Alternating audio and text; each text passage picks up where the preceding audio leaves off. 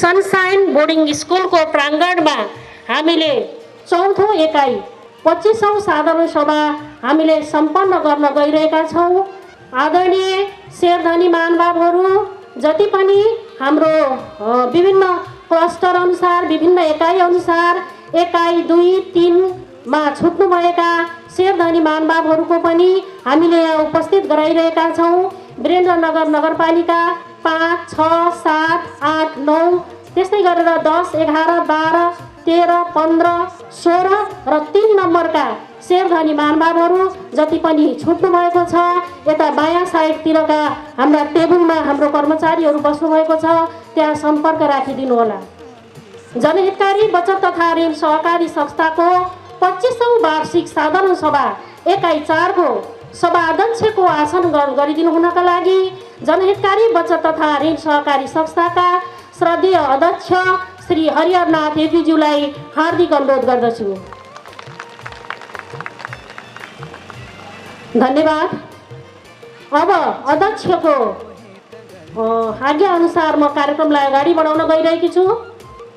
यसै गरेर आजका हाम्रा प्रमुख अतिथि जिल्ला समन्वय समितिका संयोजक श्री गंगाराम सुनारज्यूलाई प्रमुख अतिथिको आसन ग्रहण गरिदिनु हुनका लागि विनम्र अनुरोध गर्दछु।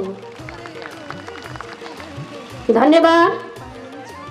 यसै गरेर वीरेन्द्रनगर नगरपालिका वडा नम्बर 1 का जनप्रतिनिधिज्यू दिपेश गिरी वडा सदस्यज्यूलाई अतिथिको आसन ग्रहण गरिदिनु हुनका लागि हार्दिक अनुरोध गर्दछु। यसै गरेर आसन ग्रहणकै क्रममा जनहितकारी बचत तथा ऋण सहकारी संस्थाको लेखा समितिको संयोजक श्री रुद्रबहादुर खत्रीज्यूलाई आसन ग्रहणको लागि हार्दिक अनुरोध गर्दछु।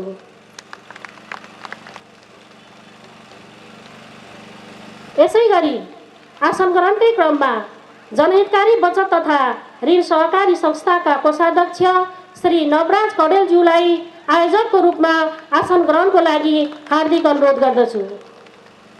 अतिथिको आसन ग्रहण गरिदिनु हुनका लागि सनसाइन बोर्डिङ स्कुल वीरेन्द्रनगर 1 सुर्खेतका प्र श्री महेन्द्र पुनज्यूलाई हार्दिक अनुरोध गर्दछु।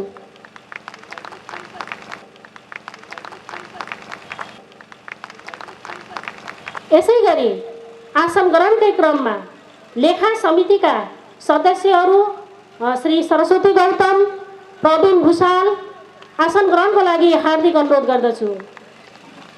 यसै गरी आसन ग्रहणकै क्रममा जनहितकारी बचत तथा ऋण सहकारी संस्थाका सञ्चालकहरू सञ्चालक कृष्ण गौतमज्यू, यसै गरेर सञ्चालक राधा कार्कीज्यू, यसै गरेर सञ्चालक बलिराम जैसीज्यू, यसै गरेर सञ्चालक हरिहर बस्नेतज्यू, यसै गरेर सञ्चालक लोकप्रसाद ढकालज्यू, यसै गरेर सञ्चालक सन्ध्या चपाईज्यूलाई आसन ग्रहणको लागि हार्दिक अनुरोध गर्दछु। हाम्रा प्रमुख अतिथि, सभाध्यक्ष लगायत सम्पूर्ण अतिथिगणहरूलाई माला लगाएर स्वागत गरिदिनु हुनका लागि हाम्रा संस्थाका कर्मचारी श्री टीका पुरीज्यू, लक्ष्मी रावत र अनु बस्नेतज्यूलाई हार्दिक अनुरोध गर्दछु। हामीले चाहिँ स्वागत गर्ने गरेका छौँ। यस पटकको कार्यक्रम हाम्रो अलिकति फरक भएको छ। अतिथिहरूलाई माल्यार्पणको कार्यक्रम भइरहेको छ।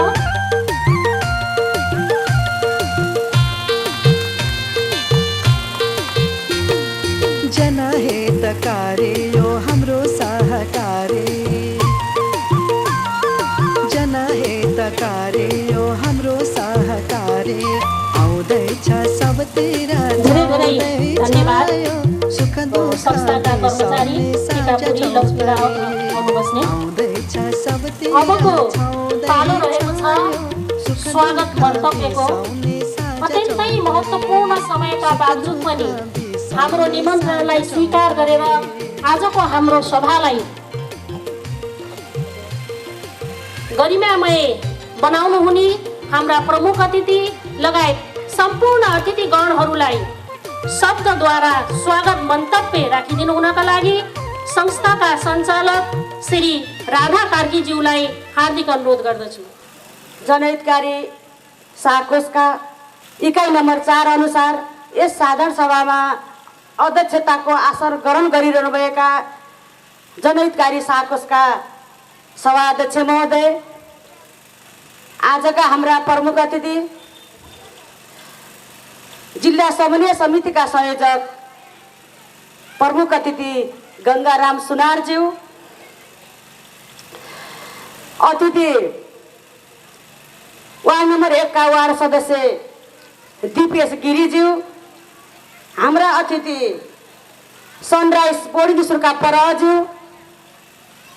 लेखा समितिका संयोजकज्यू, संस्थाका कोषाध्यक्षज्यू लगायत आजको यो 25औं साधारण सभालाई भव्य र सभ्य रूपमा साधारण सभा मनाउनका निमित्त हाम्रो निम्तलाई सहज रूपमा स्वीकारेर यस प्राङ्गणमा पाल्नुभएका हाम्रा आदरणीय शेरधनी आमा बुवा, दाजुभाइ, दिदीबहिनीहरू, प्यारा बाल सदस्य भाइ बहिनीहरू, पत्रकारज्यूहरू, सञ्चालक समितिका साथीहरू, उपसमितिका साथीहरू, सम्पूर्ण कर्मचारीज्यूहरू, सबैलाई जनहितकारी साकोसको तर्फबाट स्वागत गर्दछु।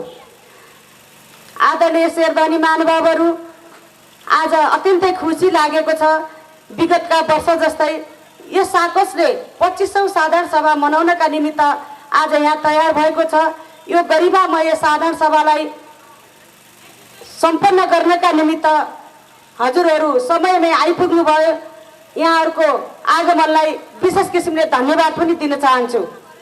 शेर सदस्य महानुभावहरू, यहाँहरूलाई अवगतै छ, विगतका वर्षहरूमा जस्तै हामीले हाम्रो सञ्चालकज्यूले भने जस्तै गरेर सबै शेर सदस्यहरूलाई एकै ठाउँमा यो साधारण सभा गरिरहँदाखेरि केही असहज हुने, अलिकति व्यापक रूपमा तपाईहरूलाई हामीले यसरी सहज रूपमा व्यवस्थापन गर्न कठिनाइ भएकै कारणले अहिले हामीले केही फरक तरिकाले यो साधारण सभा सम्पन्न गर्न गइरहेका छौँ। शेरधनी महानुभावहरू, हामीले योभन्दा अगाडि 3टा साधारण सभा सम्पन्न गरिसकेका छौँ र यो 4थो किसिमको साधारण सभा आज यहाँ हुन गइरहेको छ। त्यसपछि पनि हाम्रो फेरि संस्थाको अफिसमा एउटा साधारण सभा हुन बाँकी नै छ। यहाँहरूले यो साधारण सभामा विगतको भन्दा फरक तरिकाले यो साधारण सभालाई अमूल्य सुझावहरू दिनुहुनेछ। यहाँहरूका अमूल्य सुझाव सहयोगबाट यो सहकारी अझ अगाडि बढ्नेछ। यो साधारण सभामा हजुरहरू अन्तिम समयसम्म बस्नुपर्ने हुनेछ। अन्तिम समयसम्म बस्नुहुनेछ र यो संस्थाको निमित्त यो एउटा पर्व पनि हो, सहकारीको पर्व हो, यो जनहितकारी साकोसको एउटा पर्व हो। यो पर्वलाई सुसम्पन्न गर्नका निमित्त हजुरहरूको ठुलो भूमिका र योगदान रहनेछ। शेरधनी महानुभावहरू, लाग्न सक्छ यो साधारण सभामा तपाईँहरूले दिनुभएका अमूल्य सुझाव सल्लाह, यहाँहरूको मेलमिलाप सद्भाव समझदारीबाट नै यो सहकारी संस्था अझ अगाडि बढाउनका निमित्त यहाँहरूले अत्यन्तै ठुलो भूमिका निर्वाह गर्नुहुनेछ। आदरणीय शेरधनी महानुभावहरू, विगतमा कोभिडका कारणले गर्दा केही साधारण सभा हामीले इन्टरनेटको माध्यमबाट पनि सञ्चालन गरेको कुरा यहाँहरूलाई अवगतै छ। विभिन्न किसिमका कार्यक्रमहरू गर्दाखेरि यो साकोसले पठाएका पत्रहरूलाई, समाचारहरूलाई यहाँहरूले अवगत गर्नुभएकै छ। यो सहकारीको कार्यक्रममा सहभागी हुनुभएको छ। अझै पनि केही कतै सञ्चालक सदस्य, व्यवस्थापन समितिहरू, कर्मचारीहरूबाट कहीँ कतै हामीमा गर्न नसकेका केही असहज अप्ठ्यारा त्यस्ता परिस्थितिहरू छन् भने पनि तपाईँहरूले सुझाव दिएर यो कार्यक्रममा अन्तिम समयसम्म फेरि पनि भन्न चाहन्छु, भव्य सभ्य तरिकाले सुझाव दिएर अन्तिम समयसम्म बसेर यो कार्यक्रमलाई सहयोग गर्नुहुन्छ भन्दै पुनः फेरि प्रमुख अतिथिज्यू लगायत मञ्चमा आतिथ्यता ग्रहण गरिरहनुभएका सम्पूर्ण अतिथिज्यूहरू, हाम्रा शेरधनी महानुभावहरूलाई पुनः जनहितकारी साकोसको 25औं साधारण सभाबाट र मेरो व्यक्तिगत तर्फबाट पुनः स्वागत गर्दै मेरो स्वागत मन्तव्य यही अन्त्य गर्छु। धन्यवाद। जय सहकारी, जय जनहितकारी। धेरै धेरै धन्यवाद सञ्चालक राधा कार्कीज्यू स्वागत मन्तव्यका लागि। अबको पालो रहेको छ उद्घाटनको। जनहितकारी बचत तथा ऋण सहकारी संस्थाको 25औं वार्षिक साधारण सभा इकाइ नम्बर 4 को कार्यक्रमलाई पानसमा दीप प्रज्वलन गरेर समुद्घाटन गरिदिनु हुनका लागि आजका हाम्रा प्रमुख अतिथि सभाध्यक्ष सम्पूर्ण अतिथिगणहरूलाई हार्दिक अनुरोध गर्दछु। सम्पूर्ण शेरधनी आमा बुवा दाजुभाइ तथा दिदीबहिनीहरू आफ्नो स्थानमा उठेर हाम्रो यो उद्घाटनको कार्यक्रमलाई सफल गराइदिनु हुनका लागि हार्दिक अनुरोध गर्दछु। सुख दुःख बिसाउने साझा चौतारी आउँदैछ सबतिर प्रमुख अतिथिबाट पानसमा दीप प्रज्वलन गरेर उद्घाटन भइरहेको छ।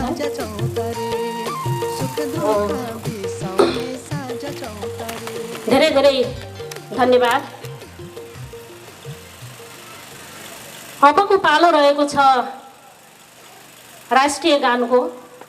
हाम्रो राष्ट्रको गौरव, हाम्रो राष्ट्रिय गीतमा सहभागी भइदिनु हुनका लागि अतिथि लगायत सम्पूर्ण शेरधनी महानुभावहरूलाई आफ्नो स्थानमा उठेर राष्ट्रिय गान गाइदिनु हुनका लागि हार्दिक अनुरोध गर्दछु। साथै हाम्रो टेक्निसियन भाइलाई राष्ट्रिय गीत बजाइदिनु हुनका लागि पनि हार्दिक अनुरोध गर्दछु।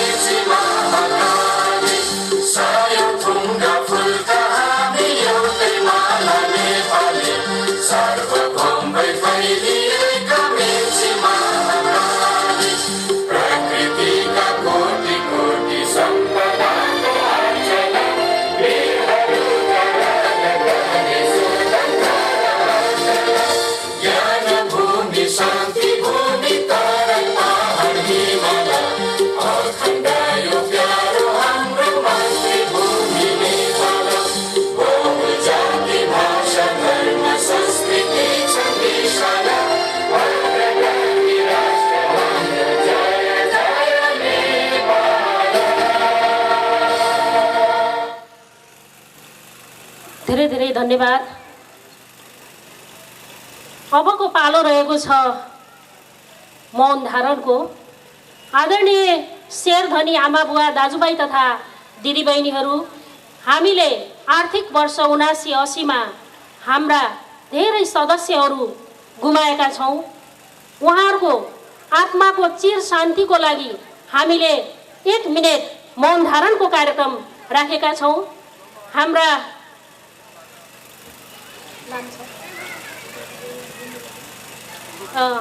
हामीले हिजो मात्रै भूकम्प हाम्रो जाजरकोटलाई सेन्टर बनाएर भूकम्प गएको छ। यो भूकम्पमा पर्नुभएका जति पनि मृत हुनुभएका हाम्रा आदरणीय दाजुभाइ दिदीबहिनीहरू हुनुहुन्छ, उहाँहरूको लागि पनि हामीले मौन धारणको कार्यक्रम राखेका छौँ। यसै गरी जति पनि घाइते हुनुभएका हाम्रा आदरणीय दाजुभाइ दिदीबहिनीहरू हुनुहुन्छ, उहाँहरूको शीघ्र स्वास्थ्य लाभको पनि हामी कामना गर्दछौँ। हाम्रा 79-80मा दिवंगत हुनुभएका सदस्यहरूको मैले यहाँ नाम भन्न गइरहेको छु। स्वर्गीय देवीराम गौतम, स्वर्गीय देवकुमारी योगी, स्वर्गीय जयलाल भण्डारी, स्वर्गीय दुर्गालाल गौतम, स्वर्गीय गणेश बहादुर विष्ट, स्वर्गीय रामप्रसाद पोखरेल, स्वर्गीय कर्णजित रोकाय, स्वर्गीय दुर्गादेवी गौतम, स्वर्गीय पवित्रा गौतम, स्वर्गीय पुरन कुमार रामजाली गाहा मगर, स्वर्गीय पार्वती थापा र स्वर्गीय नन्दलाल सुवेदी, यी सम्पूर्ण हाम्रा शेरधनी महानुभावहरूको चिर शान्तिको कामनाका लागि 1 मिनेट सबै आदरणीय शेरधनी महानुभावहरू आफ्नो स्थानमा उठेर 1 मिनेट मौन धारणको कार्यक्रममा सहभागी भइदिनु हुनका लागि हार्दिक अनुरोध गर्दछु। सुरु।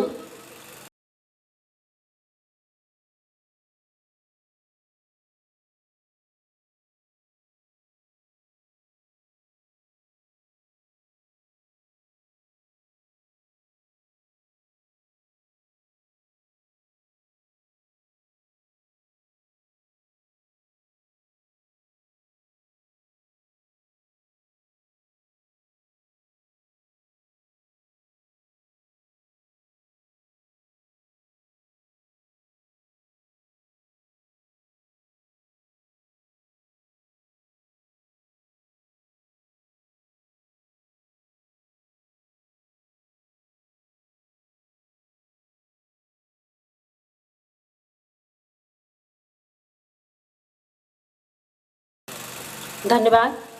आदरणीय शेरधनी महानुभावहरू, अब हामी कति पनि ढिला नगरेर कार्यक्रमलाई अगाडि बढाउँदैछौँ।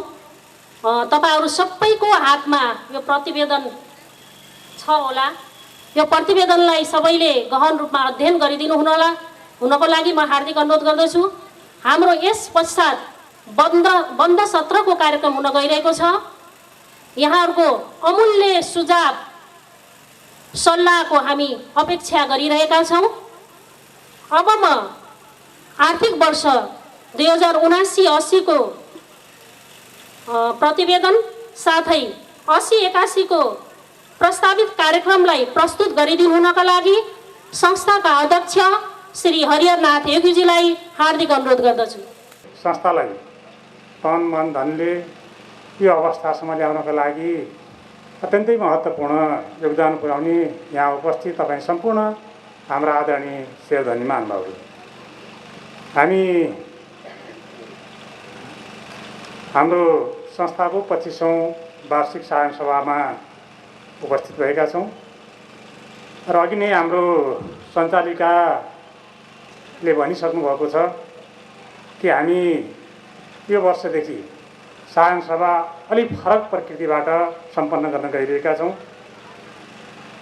हाम्रो कार्यक्षेत्र वीरेन्द्रनगर नगरपालिका हो। वीरेन्द्रनगर नगरपालिकाभित्रका हाम्रा सदस्यहरूलाई छिटो छरितो सेवा प्रदान गर्नका लागि हामीले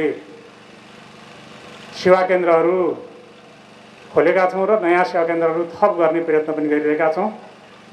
त्यस सँगसँगै साधारण सभा पनि आफ्नै स्थानीय स्तरमा, आफ्नै घर पाएकोमा, आफ्नै सीमा क्षेत्रभित्र सम्पन्न गर्नका लागि हामीले 5 ठाउँमा यस्तो साधारण सभा सम्पन्न गर्ने व्यवस्था गरेका छौँ।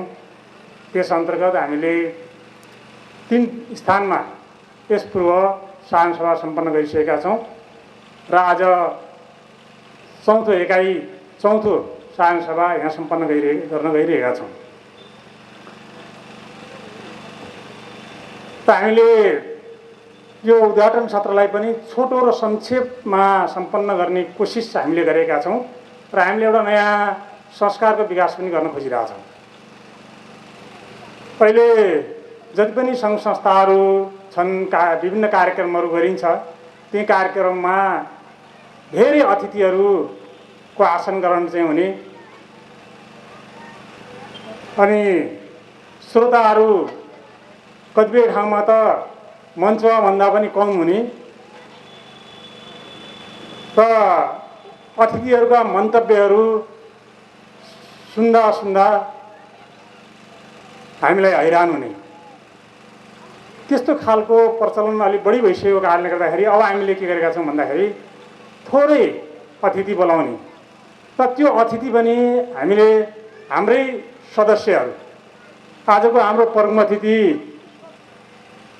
हाम्रो सुर्खेत जिल्लाको समन्वय प्रमुख हुनुहुन्छ। उहाँ पनि हाम्रो धेरै अगाडिदेखिको चाहिँ संस्थाको सदस्य हुनुहुन्छ। हाम्रो वडा अध्यक्ष यहाँको, उहाँ पनि हाम्रो संस्थाको सदस्य हुनुहुन्छ र सदस्यहरू, वडाका सदस्यहरू पनि सदस्य हुनुहुन्छ।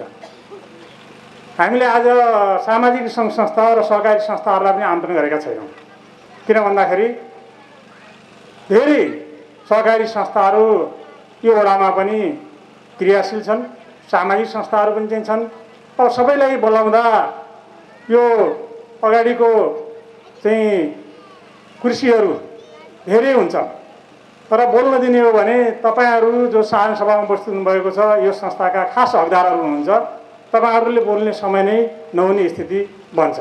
त्यसकारणले हामीले कुनै पनि सहकारी संस्था, सामाजिक संस्थालाई यहाँ आमन्त्रण गरेका छैनौँ। त हामीले जुन वडामा हाम्रो यो सभा हुन्छ त्यो वडाको वडा अध्यक्षज्यूलाई बोलाएका छौँ। आज वडा अध्यक्षज्यू नेपालगञ्ज जानुपर्ने चाहिँ भावनाले यहाँ उपस्थित हुनु सक्नुभएको छैन। उहाँ अघि मात्रै यहाँ सम्पर्क गरेर चाहिँ जानुभएको छ। वडा अध्यक्षको ठाउँमा हाम्रो वडा अध्यक्षज्यूले चाहिँ हाम्रो सदस्यज्यूलाई यहाँ जिम्मेवारी दिएर जानुभएको छ। अब त्यसै गरेर नियामक निकायहरू, हामीलाई नियमन गर्ने निकायहरूलाई हामीले बोलाउँछौँ। हामीले वीरेन्द्रनगरको प्रतिनिधिलाई यहाँ बोलाएका थियौँ, आइसक्नु भएको छैन र जुन विद्यालयमा जुन ठाउँमा हामी साधारण सभा गर्छौँ त्यो ठाउँ यदि विद्यालय हो भने विद्यालयको प्रज्यू अथवा त्यहाँको अध्यक्षज्यूलाई हामीले आमन्त्रण गरेका छौँ। त्यस अर्थमा हामीले यो विद्यालयको प्रज्यूलाई यहाँ व्यासमा आसन गराएका छौँ। यति कुरा मैले यहाँहरूको बिचमा राख्नै पर्ने हुन्थ्यो, किन भन्दाखेरि यो सभाको सर्वाधिकार सम्पन्न व्यक्ति तपाईँहरू नै हो, शेर सदस्यहरू नै हो। शेर सदस्यहरूलाई संस्थाको वस्तुस्थितिको जानकारी गराउनुपर्छ, अवस्थाको जानकारी गराउनुपर्छ, समस्याको जानकारी पनि गराउनुपर्छ, यसका अवसरहरूका बारेमा पनि यहाँहरूलाई अवगत गराउनुपर्छ। त्यस कारणले मैले यो कुराहरू राखेँ र म संक्षेपमा म धेरै लामो प्रतिवेदन त यो हाम्रो धेरै लामो हुन्छ, विस्तृत रूपमा हामीले यहाँ धेरै कुराहरू यो प्रतिवेदन राखेका छौँ। यो किताबै छ, त्यो सबै पढ्ने हो भने यहाँ भएका प्रतिवेदन सबै पढ्ने हो भने दिनभरि पढेर पनि सकिँदैन, भ्याइँदैन। त्यस कारणले हामी छोटो छोटोमा केही प्रतिवेदनहरू यहाँ राखेका मात्रै छौँ, हामी पढ्दैनौँ। तपाईँहरूले चाहिँ पढ्ने र सुझाव दिने हो। केही प्रतिवेदनहरू हामी पढ्छौँ, त्यो पनि हामी संक्षेपमा पढ्छौँ। धेरै कुरा तपाईँहरूको हातमा किताब पुगोस् भनेर किताब हामीले धेरै छपाएका छौँ। तपाईँहरूले किताब हेर्नुहुनेछ, पढ्नुहुनेछ र हामीलाई पछि बन्द सत्रमा सुझाव दिनुहुनेछ। र मैले प्रस्तुत गर्नुपर्ने प्रतिवेदनतर्फ यहाँहरूको ध्यान आकृष्ट गराउन चाहन्छु। 25औं वार्षिक सभामा प्रस्तुत वार्षिक प्रगति प्रतिवेदन आव 2079-80 तथा आव 80-81 का लागि प्रस्तावित कार्यक्रम 2080। आदरणीय शेर सदस्यहरू, यस जनहितकारी बचत ऋण सहकारी संस्थाले गत वर्ष पौष 23 गते 24औं वार्षिक साधारण सभा भव्य एवं उल्लासमय वातावरणमा सम्पन्न गर्यो। त्यसै गरी आज पुनः 25औं वार्षिक साधारण सभा सम्पन्न गर्न हामी यहाँ उपस्थित भएका छौँ। सदस्यहरूको संस्थामा भएको उल्लेख्य वृद्धि र ऐनमा भएको व्यवस्थालाई मध्यनजर गर्दै साधारण सभामा सदस्यहरूको व्यापक एवं अर्थपूर्ण सहभागिताका लागि यस वर्षदेखि हाम्रो संस्थाको वार्षिक साधारण सभा एकाइगत रूपमा 5 स्थानमा उपस्थित भई सम्पन्न गर्न लागिरहेका छौँ। विगतमा जस्तै यस साधारण सभाले पनि आव 79-80मा प्राप्त भएका उपलब्धिहरूको समीक्षा गर्नेछ र यस आव 80-81 का लागि उपयुक्त नीति तथा कार्यक्रमहरू स्वीकृत गर्नेछ। यस साधारण सभालाई आगामी कार्यकालका लागि योग्य सक्षम नेतृत्व निर्माण गर्ने अनिवार्य समेत रहेको छ। यस महत्त्वपूर्ण एवं गरिमामय सभामा उपस्थित सबैमा हार्दिक स्वागत एवं अभिवादन व्यक्त गर्न चाहन्छु। शेर सदस्यज्यूहरू, सहकारिता अन्तर्राष्ट्रिय मूल्य मान्यता र सिद्धान्तबाट निर्देशित आर्थिक, सामाजिक, सांस्कृतिक रूपान्तरणको विश्वव्यापी अभियान हो। यो विभिन्न किसिमबाट पछाडि परेका वर्ग समुदायको सशक्तिकरण र समन्वयिक समृद्धिको प्रभावकारी प्रणाली पनि हो। अर्को अर्थमा समतामूलक, सुसंस्कृत र सभ्य समाज निर्माणको आदर्शलाई पनि सहकारी नै हो। त्यसैले नेपाल जस्तो विपन्नता, पछौटेपन र अत्यन्त धेरै सामाजिक विकृति विसङ्गति भएको मुलुकका लागि सहकारी प्रणालीको अवलम्बन धेरै नै महत्त्वपूर्ण रहेको छ। त्यसको अपरिहार्यतालाई मनन गरेर नै नेपालको संविधानले सहकारी प्रणालीलाई समाजवाद उन्मुख अर्थ निर्माणको एक महत्त्वपूर्ण खम्बाको रूपमा स्वीकार गरेको छ। नेपालको आर्थिक अवस्था, भौगोलिक तथा सामाजिक विशेषता सुहाउँदो प्रणाली भएका कारण नै आज हजारौँ सङ्ख्यामा सहकारी संस्थाहरू स्थापित र सञ्चालित भई नेपालको दिगो अर्थतन्त्र निर्माणमा सहयोग गरिरहेका छन्। हामी पनि यस अभियानमा अगाडि बढिरहेका छौँ। आदरणीय शेरधनी महानुभावहरू, हाम्रो समाजको तत्कालीन आवश्यकता र परिवेशमा विक्रम सम्वत 2055 पौष 18 गते संस्थाको स्थापना गरी विक्रम सम्वत 2056 जेठ 6 गते डिभिजन सहकारी कार्यालय बाँकेमा दर्ता गरे पश्चात नियमित कारोबार प्रारम्भ गरिएको पृष्ठभूमिलाई आज पुनः स्मरण गराउन चाहन्छु। यस समुदायका 26 जनाको उपस्थिति र 25,000 को पुँजीबाट प्रारम्भ गरिएको यस संस्थालाई समाजमा स्थापित गर्न सामना गर्नुपर्नेका अनेकौँ चुनौतीहरूका बावजुद पनि आज हाम्रा बीच जुन स्वरूप र आकारमा यो संस्था उभिएको छ, निश्चय नै त्यसले हामी सबैलाई ऊर्जा थपेको छ र गौरवको अनुभूति गराएको छ।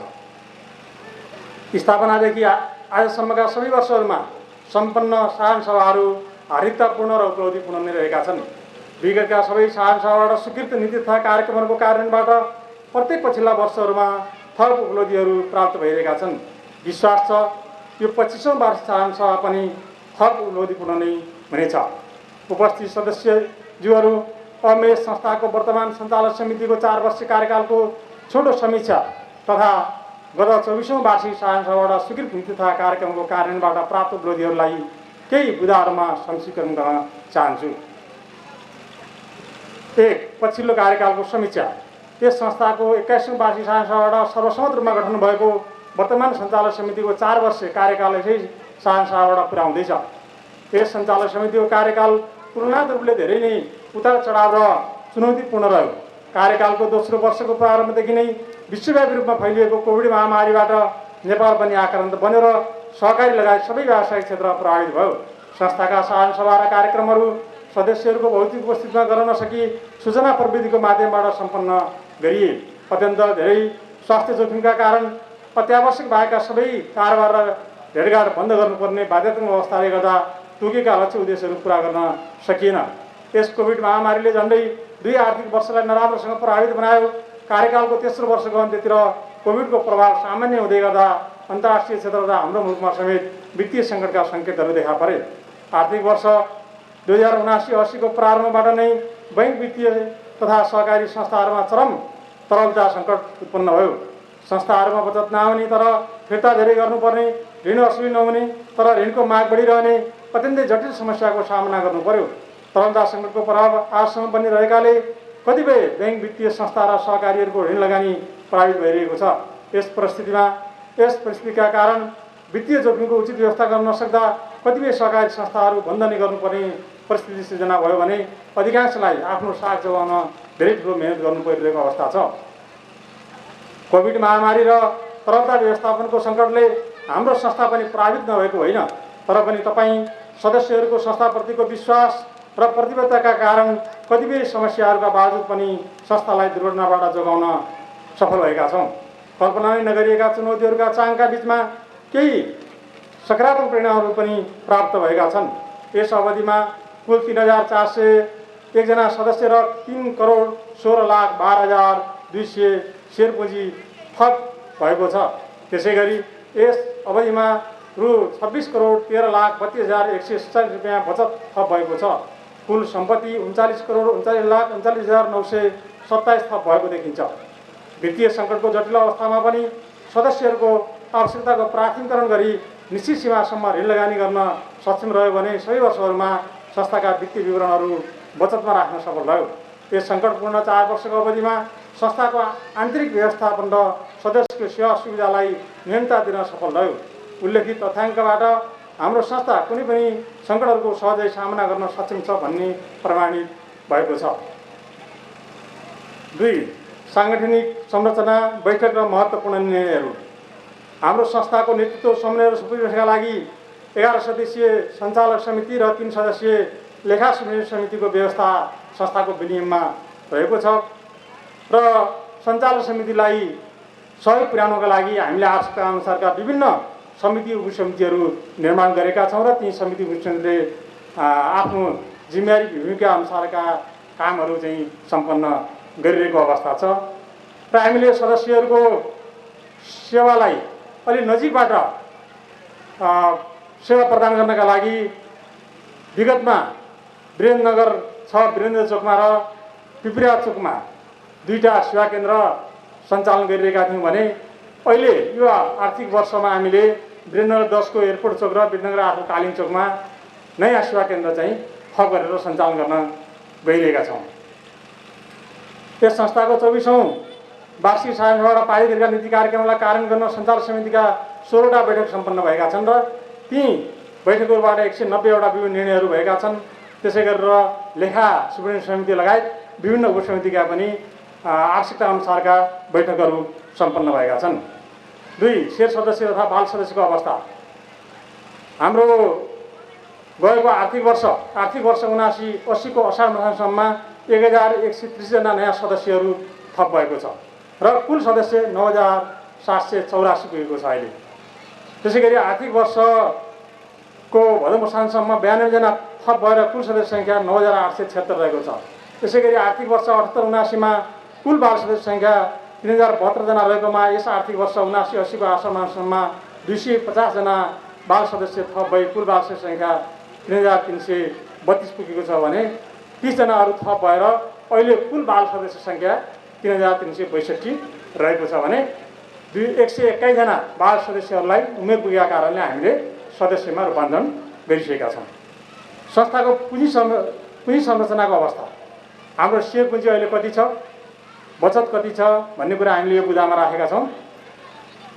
कुल सेयर पुँजी हाम्रो 79-80 को अन्त्यसम्ममा 73,51,800 थप भएर कुल सेयर पुँजी 7,35,23,000 पुगेको छ। त्यसै गरी बचत हाम्रो आर्थिक वर्ष 78-79 मा 60,11,88,185 रुपियाँ रहेकोमा समीक्षा अवधिमा 5,97,029 रुपियाँ थप भई आर्थिक वर्ष 79-80 को अन्त्यसम्ममा 65,12,12,214 रुपियाँ पुगेको छ भने संस्थागत पुँजीतर्फ आर्थिक वर्ष 78-79 मा 4,32,37,337 रहेकोमा समीक्षा अवधिमा 55,07,737 रुपियाँ थप भई अब 79-80 को अन्त्यसम्ममा 4,87,45,104 रुपियाँ हाम्रो कुल पुँजी पुगेको छ। त्यसै गरी 4 मा व्यवसाय केन्द्रित पुँजी परिचालन रोजगारीको प्रबन्धन भनेर भनेका छौँ हामीले। हाम्रो बचत र सेयर पुँजीलाई हामीले बढीभन्दा बढी सदस्यहरूको व्यवसाय रोजगारी गर्नका लागि, आय आर्जन गर्नका लागि, उत्पादन प्रशोधन बजारीकरणका क्षेत्रहरूमा उपयोग गर्नको लागि हामीले लगानी गर्ने कोसिस चाहिँ गरेका छौँ। त्यो हिसाबले आर्थिक वर्ष 79-80 मा 31,53,56,900 रुपियाँ चाहिँ हामी असुल गर्न पनि सफल भएका छौँ। र यो आर्थिक मन्दीले केही असुलीमा समस्या भए तापनि हाम्रो सदस्यहरूले हामीलाई धेरै सहयोग गर्नुभएको छ र झन्डै 79% ब्याज सदस्यहरूले भुक्तानी गरिदिनु भएका हुनाले संस्थालाई एउटा स्थिर अवस्थामा राख्नको लागि, चलायमान गतिशील बनाउनका लागि सजिलो भएको छ। त्यसै गरेर 5 आम्दानी खर्च र सेयर पुँजीको प्रतिफल भनेर भनेका छौँ हामीले। र यसमा हामीले झन्डै चाहिँ 10,38,10,000 रुपियाँ यो विभिन्न बैंक वित्तीय संस्थाबाट चाहिँ आम्दानी भएको देखिएको छ। त्यसै गरेर अन्यबाट आम्दानी 52,01,364 भएको छ र कुल 10,90,62,127 रुपियाँ कुल लगानी कुल आम्दानी भएको छ। र त्यसै गरेर सबै शीर्षकहरूमा गरेर कुल खर्च 9,51,39,690 रुपियाँ रहेको छ। उपरोक्त आम्दानी खर्चको अन्तरबाट रु 1,39,22,437 रुपियाँ कुल बचत भएको छ। अहिलेको यो सङ्कटको अवस्थामा पनि हामीले हाम्रो संस्थाको चाहिँ खुद आम्दानी, जसलाई हामी नाफा पनि भनेर भन्छौँ, त्यो 1,39,22,437 रुपियाँ भएको छ। यस हिसाबले पनि हाम्रो संस्था चाहिँ ठिक अवस्थामा छ, राम्रो अवस्थामा अगाडि बढिरहेको छ। सदस्य शिक्षा कार्यक्रम तथा तालिम गोष्ठीमा सहभागिता भनेर भनेका छौँ र हामीले हाम्रो संस्थाका सदस्यहरूको क्षमता विकासका लागि पनि विभिन्न कार्यक्रमहरू सञ्चालन गर्दै आएका छौँ। त्यसै गरेर चाहिँ सञ्चालक समिति र कर्मचारीहरूको पनि क्षमता विकासका लागि थुप्रै कार्यक्रमहरू हामीले सञ्चालन गर्दै आएका छौँ। विभिन्न अरू निकायहरूले सञ्चालन गरेका कार्यक्रममा पनि हामीले सहभागी गराउँदै आएका छन्। ती कुरा यो शीर्षक अन्तर्गत हामीले समावेश गरेका छौँ। 7 प्रविधि मैत्री सेवाको विस्तारमा प्राथमिकता भनेर चाहिँ राखिएको छ र यो शीर्षक अन्तर्गत हामीले नयाँ प्रविधिहरू जोडेका छौँ। मुलुकमा अरू सहकारीले र बैंक वित्तीय संस्थाहरूले जुन प्रविधिहरू प्रयोग गरेका छन्, ब्याङ्किङ कारोबारको लागि अथवा चाहिँ यो वित्तीय कारोबारको लागि जुन खालका प्रविधिहरू प्रयोग गरेका छन्, त्यस्तै उच्च खालका प्रविधिहरू हामीले प्रयोग गर्ने कोसिस गरेका छौँ। हामीले SMS सेवाको व्यवस्था गरेका छौँ, वेबसाइट बनाएका छौँ, फेसबुक पेज बनाएका छौँ, युट्युब चाहिँ बनाएका छौँ। त्यसै गरेर चाहिँ हाम्रो एप्स मार्फत हामीले हाम्रो विवरणहरू सबै घरमा बसेर हेर्न सक्ने, आफ्नो बचत, आफ्नो ऋणको अवस्था, आफूले जम्मा गरेको किस्ता, त्यो सबै हामीले घरमै बसेर जनहितकारीको एप प्रयोग गरेर हामीले हेर्न सक्ने व्यवस्था मिलाएका छौँ। त्यसै गरेर ATM कार्डको पनि व्यवस्था हामीले गरेका छौँ। तपाईँहरूले संस्थामा सम्पर्क राखेर ATM प्रयोग गर्न सक्नुहुन्छ। त्यो कार्ड हामी उपलब्ध गराउँछौँ। त्यो कार्डबाट तपाईँहरूले जनहितकारीमा राखेको पैसा अरू कुनै पनि ATM मेसिनबाट झिक्न सक्नुहुन्छ। अहिलेसम्म सहकारीहरूले त्यो व्यवस्था गर्न सकेका छैनन्। संस्थामै पुग्नुपर्छ र संस्थामै पुगेर संस्थाको चेक प्रयोग गरेर मात्रै संस्थामा भएको पैसा झिक्न सकिन्थ्यो भने अहिले अब ATM कार्डबाट पनि देशको कुनै ठाउँमा, कुनै पनि सहरमा गएर कुनै पनि ATM मेसिनबाट जनहितकारीमा तपाईँहरूको खातामा भएको पैसा झिक्न सक्नुहुन्छ। त्यो व्यवस्था हामीले गरेका छौँ। सदस्य सेवा सहयोग र सामाजिक उत्तरदायित्व भनेर भनेका छौँ। हामीले खालि बचत ऋणको काम गर्ने मात्रै होइन, सदस्यहरूलाई हामीले सदस्यहरूको अप्ठ्यारो गाह्रो साँघुरोमा पनि सहयोग पुर्याउने काम गर्दै आएका छौँ। हाम्रा महिला सदस्यहरू सुत्केरी हुनुभयो भने थोरै पोषण खर्च उपलब्ध गराउने कोसिस हामीले गरेका छौँ। त्यसै गरेर सदस्यहरूको देहावसान भयो भने 11औं दिनमा हामी त्यहाँ चाहिँ पुगेर श्रद्धाञ्जली कार्यक्रम गर्छौँ र त्यहाँ एउटा सानो रकम त्यो अन्तिम क्रममा सहयोग पुर्याउनको लागि सानो रकम हामी हस्तान्तरण गर्छौँ। त्यस्ता थुप्रै सहयोगका कामहरू पनि हामीले गरिरहेका छौँ। 9मा 83औं स्थापना दिवस पुरस्कार र सम्मान भनेर भनेका छौँ। हामीले हाम्रो संस्थाको स्थापना दिवस को दिनमा विभिन्न कार्यक्रमहरू गर्छौँ र सप्ताहव्यापी पनि मनाउँछौँ। 7 दिन हामी स्थापना दिवस मनाउँछौँ। प्रत्येक दिन केही न केही कार्यक्रम हामीले गरिरहेका हुन्छौँ। त्यो कार्यक्रममा यहाँहरू पनि सहभागी हुनका लागि हामी अनुरोध गर्छौँ र अन्तिम दिनमा हामीले पुरस्कार वितरण गर्ने, सम्मान गर्ने त्यो काम हामी गर्छौँ। पौष 18 गते त्यो गर्दै आएका छौँ। त्यसै गरेर 10मा सम्पत्ति शुद्धिकरण निवारण तथा श्रम रोजगार ऐनको निर्देशनको पालना भनेर भनेका छौँ। यो ऐन अन्तर्गत हामीले यो सम्पत्ति शुद्धिकरणमा को विवरण हामीले राष्ट्र ब्याङ्कमा हाम्रो केन्द्रीय विभागमा पठाउनुपर्छ। जो धेरै ठुलो कारोबार गर्नेहरू हुनुहुन्छ उहाँहरूको विवरण हामीले पठाउनु पर्ने हुन्छ। यो प्रतिवेदनमा हामीले लेख्नै पर्ने हुन्छ, राख्नै पर्ने हुन्छ। त्यसै गरेर श्रम रोजगार ऐनको पालना पनि हामीले गरिरहेका छौँ। त्यो कुरा हामीले यहाँ राखेका छौँ। अनि अन्त्यमा चाहिँ 11मा हामीले श्रद्धाञ्जली भनेर राखेका छौँ। यो वर्ष पनि हाम्रा थुप्रै सदस्यहरू दिवंगत हुनुभएको छ।